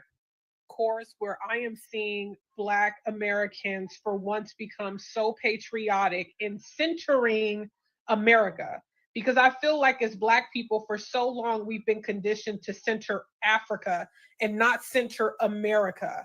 That it's a bad thing to be patriotic, that it's a bad thing to be proud of being American, right? Because of everything that we've been through. But I feel like that is why it is so special, because of all the things that our ancestors have been through right here on this soil. And when you actually look at it in retrospect, I think a lot of people have been trying to trick us Black Americans out of our spot. Yep. And I think we are finally really understanding it and getting exactly who the fuck we are. And it's okay to be exclusive. We don't need to be inclusive. Exclusive. And it's really interesting that it took for Kamala Harris and Donald Trump to really put everything in perspective for us to start seeing. I feel like we've been seeing for a while, but we've been trying to give people the benefit of the doubt. There is nobody, no other group of people who 100% have the backs of Black Americans, right? Especially if they're immigrant, because I feel like a lot of it is rooted in jealousy. You have to think, one thing that you know that they despise is the fact that Black Americans are cemented here in America, a country that they all want to be in, that they are all fighting for. So when they keep trying to lie and say, oh, well, you're next, we're not next. And they know that we're not next. And they're mad that we're not next. And they're mad that they have all these negative narratives about us. And yet we're sitting here sitting pretty and ain't got to worry about it. Times is changing, y'all. The days is changing. This is a new era. This is a new time frame, family. And it's being led by all of us. We're in here right now, fam, about 2.7 thousand. They can't get it like us. It's the new era, and this generation are represented on the forefront. And I'm talking about each and every one of you, all of your family members. We're the ones who are changing the scope of America, and we're changing the foundational Black American legacy forever. We are the chosen people. And yet they back and forth in Supreme Court trying to figure out if they can stay or not, while also talking down on us, while also not hiring us, while also gatekeeping opportunities, while also unaliving us, while also taking over our culture, while also spitting in our faces when it was our ancestors who fought so hard to even allow immigrants to be able to come to this country. And I literally mean this with all due respect. It's okay to be real. Black Americans have been conditioned to say that if we disagree with anything, if we are not inclusive with every single group, then we're hateful. But you see how the Asians treat us when we walk into their liquor stores, supermarkets, and business establishments. You see when you go to South LA to the Slauson swap meet, when everybody who shops in there is Black, but they don't hire not one Black worker, they're all Hispanic. Woo! You see when you go into these restaurants, everybody from the person that's working at the bottom to the manager and supervisors at the top are all Hispanic. And you know you might as well go ahead and turn your ass around because they're not going to hire you. You see the way that they talk about us like we're the fucking scum of the earth. And it doesn't stop with Asians. It doesn't stop with Indians. It doesn't stop with Hispanics. It is also Africans as well, Caribbeans as well. So for once, let them do their due diligence and get their people to the promised land. Why do we have to be the fucking workhorses for every other community? I'm pretty much sick of it. Damn! There they go. Yeah! Family, we ain't holding nothing up for nobody other than ourselves. We're going to hold up our own legacy. Everybody got to get it on their own. I'm loving the energy, man. We in here deep. The chat is lit right now. A classic episode is in process and in progress. This is what's happening. Everybody understands. Foundational Black Americans, we over here operating on our own accord. We're looking out for each other. My brothers are looking out for my sisters. My sisters are looking out for our brothers. We're moving together as a family. We're coming up strong. We coming in hot. And I'm telling everybody, they think it's just a game because there was this little thing saying, oh, the energy's only on the internet. No. This energy is all over the world. That is the spiritual world, the physical world, the social world, and even in the technological world. Y'all look at this right here. Tell me, are brothers and sisters not taking these games from these people, fam? Check this out right here. Check this brother out. An African tried to slide on this brother and be disrespectful on the corner. And this brother said, nah, this ain't high tech. This ain't the internet. No, it's about to go down. Watch this. I had to check somebody here in Canal Street. I bought these from the nice African man there because he was nice to me. The other guy acting like a idiot because I'm taking video. Listen to me. I'm E-Money, one hot nigga. This is my country. I don't give a where you from or even if you African or whatever. You disrespect me, I'm going to check you and fast. And then we could take it to the next level if you want. Don't come to my country thinking you can tell me what to do and do all this shit and get upset because I'm taking a photo. Take your ass back to Africa or wherever the you're from. This E-Money, one happy hot Negro, that fly guy, Uncle E, peace. That New York, peace. I had to check somebody here. Who said we ain't got no riders in the NYC? Who said that them tethers ain't getting checked in the NYC? Shout out to the city that never sleeps. Yes, indeed, because we got that same energy in the Midwest. We got that same energy in the South. We in the house. We got that same energy on the West Coast. Yeah, if you are a foundational Black American, you gonna get that work. Shout out to the Unc, the fly guy. He said this ain't just a technological world. This is the real world, and you will get severely checked. One more time for your mind. In Canal Street, I bought these from the nice African man there because he was nice to me. The other guy acting like a idiot because I'm taking video. Listen to me. I'm E-Money, one hot nigga. This is my country. I don't give a where you from or even if you African or whatever. You disrespect me, I'm going to check you and fast. And then we could take it to the next level if you want. Don't come to my country thinking you can tell me what to do and do all this shit and get upset because I'm taking a photo. Take your ass back to Africa or wherever the you from? This E Money, one happy hot Negro, that fly guy, Uncle E, peace. That New York, peace. I had to check somebody. Damn. That's the energy that we've been carrying with us, everybody. That's the energy that we've been bringing right along, okay? This is how you maintain it. This is proving the point in what we were just talking about a second ago.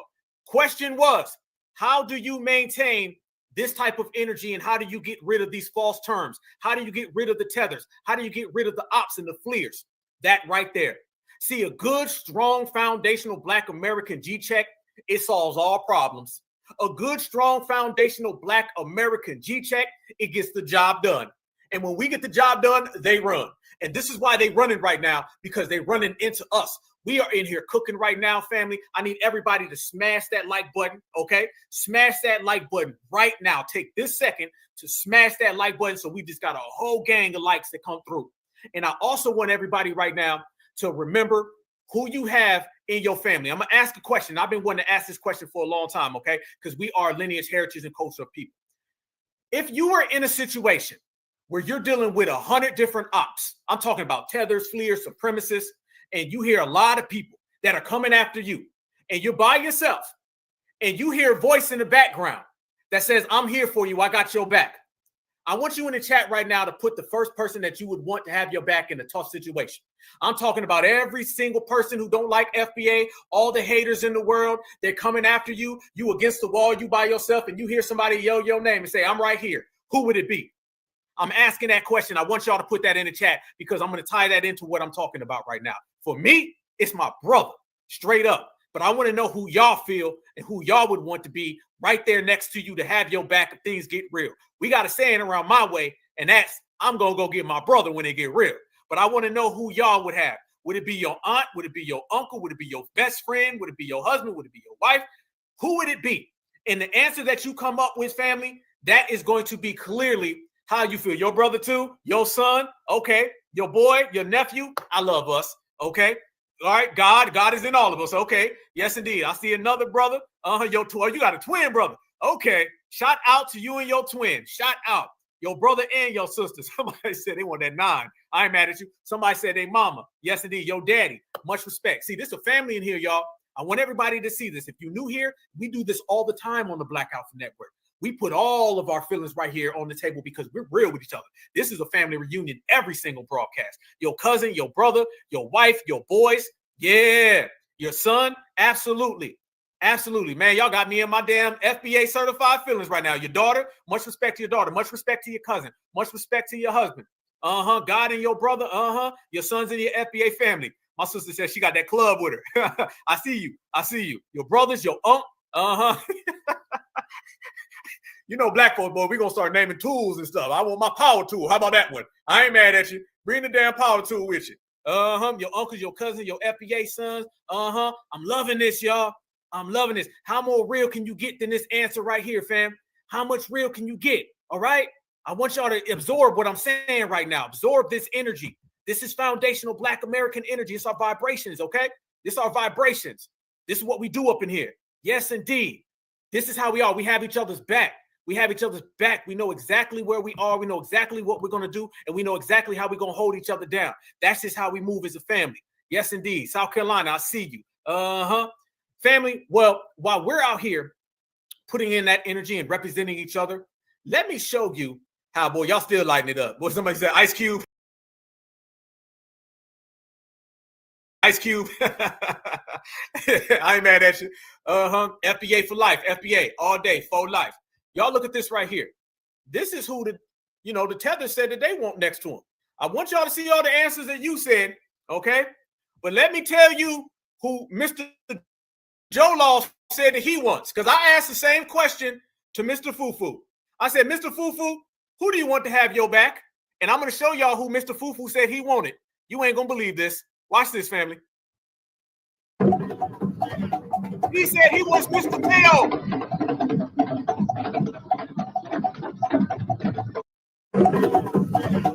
He said he wants Brad and Stan.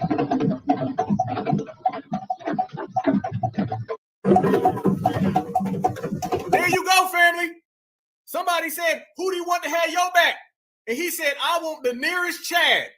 Chad, come on down. You see, fam, they not like us. We not the same.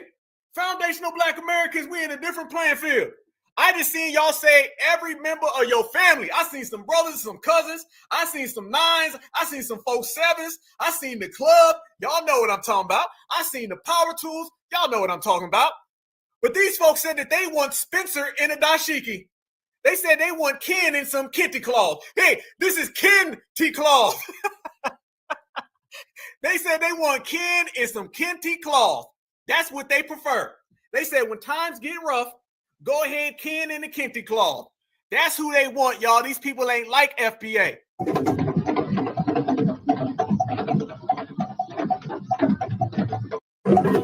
What the hell is this?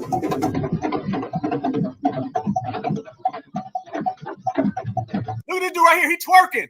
This dude right here, he twerking in front of him. Look, he's smiling and twerking. Man, hell to the nah, bout, ain't, bout, can't. Never that, fam. So you see the complete difference of how we operate and how they operate. You see who they want. See, I asked everybody out here in the family, I said, hey, who would you want to have your back? I seen the whole FBA family tree. Everybody well represented because we got each other's back. We hold each other down. You see who they want.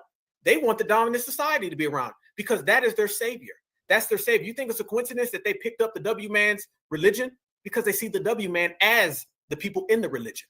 You only accept someone else's God if you see God in them. And that's exactly what they done. And fam, that ain't the end of it. How about this right here? This is the president of Gabon.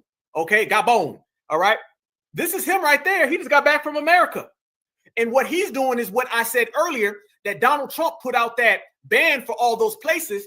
Quietly, family, a lot of those African nations are trying to get on the right page. You're going to see selling each other out in Africa at an all-time high.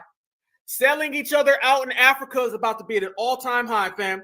Not only do we talk about delineation, we're going to also talk about the after effects of said delineation. The after effects of that, family, is this right here.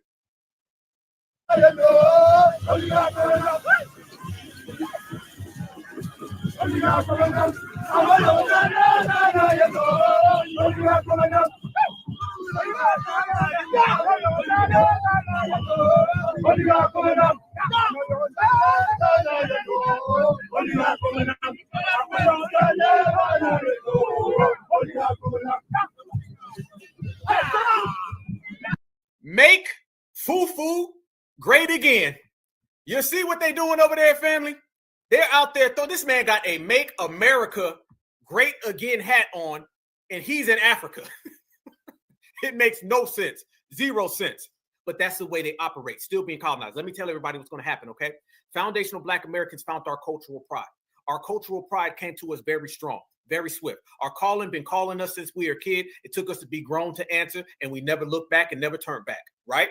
And then we started to delineate and we started to separate. We started to regulate, just like Uncle NY Fly Guy. He was out there putting in that work.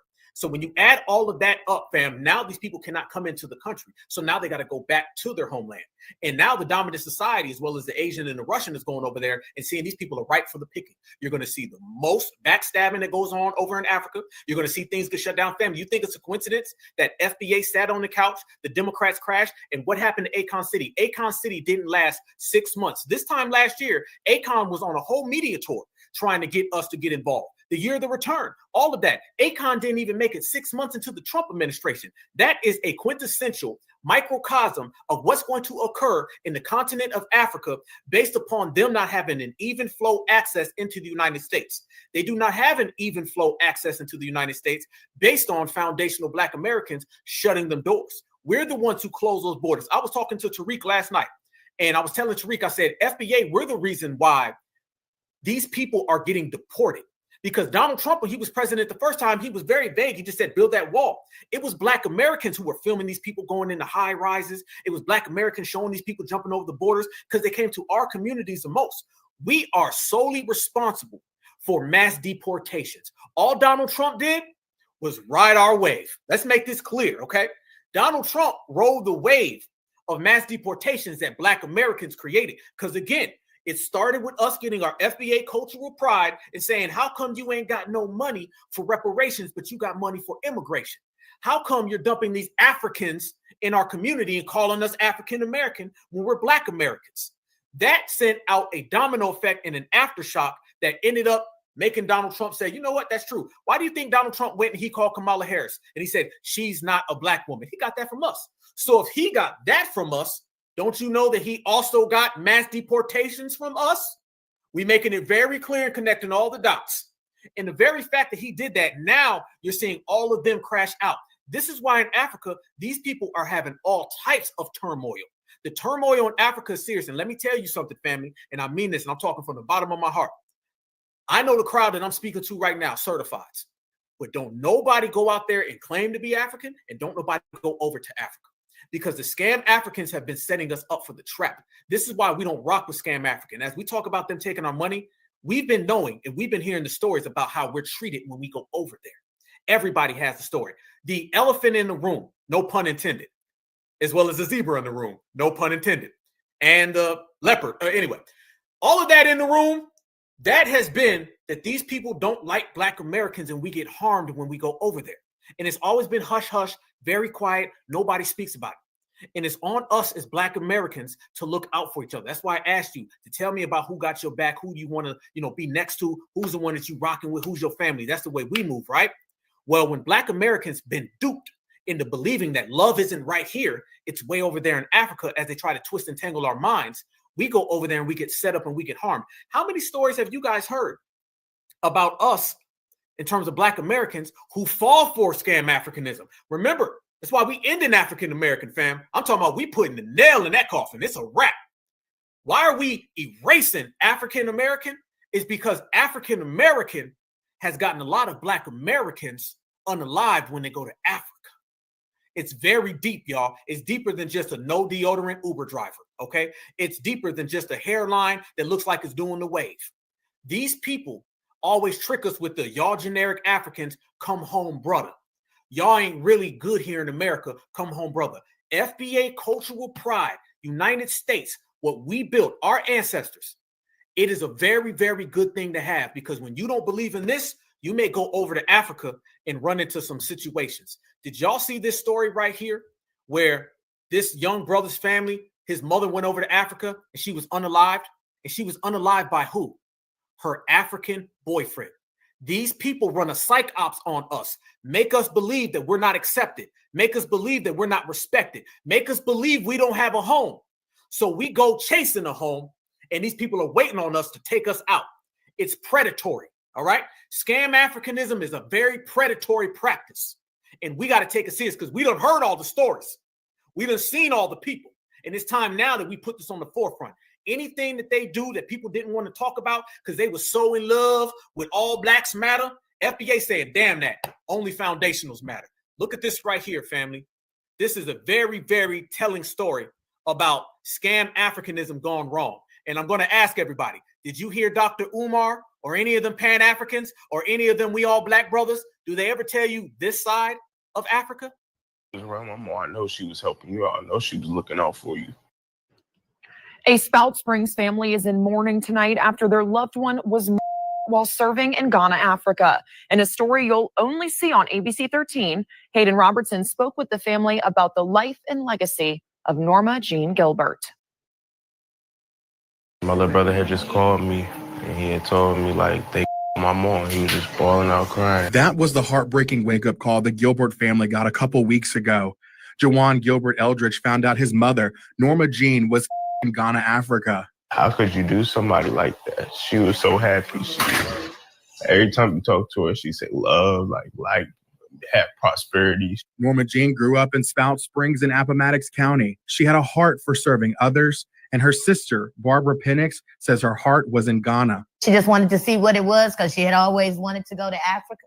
And once she seen what it was like and she fell in love with it, her goal was to get back to Africa. Norma knew that's where she belonged after a mission in Ghana. She permanently moved there for humanitarian work in 2021 and changed her name to Naomi Jehudia. She lives, and it was a village and a whole bunch of little girls. She made sure she brought shoes for every single person that was there, like, and toys. But the 61-year-old humanitarian's life was tragically cut short, and the family's life was changed forever on April 17th.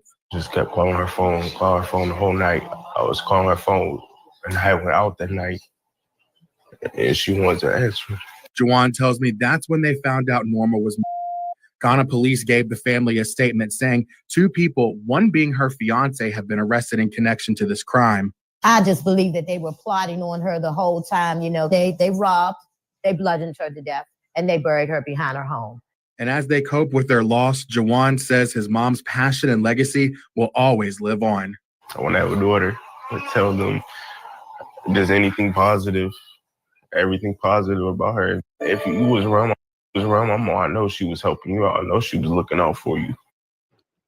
A Spout Springs family is in mourning tonight after their loved one was.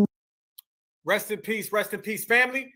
This is why we do not need to have these people trying to trick us that we don't have a homeland.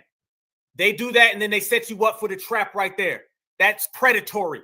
And they set it up. Notice they say this was all set up. They set this woman up. It's the same exact way. I believe it probably was a setup. Hey, I'm gonna leave his link to his full live stream in the description box. This concludes the end of the show. This is your brother Big Guy Version of Power.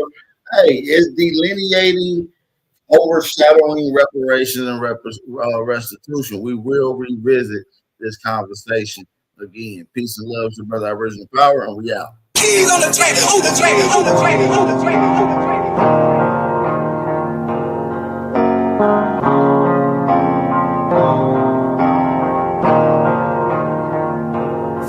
For the stats, I be beating the odds. Then the blood in me making me calm. Ride the turbines just like I'm Saddam. I'ma blow up just like I'm a bomb.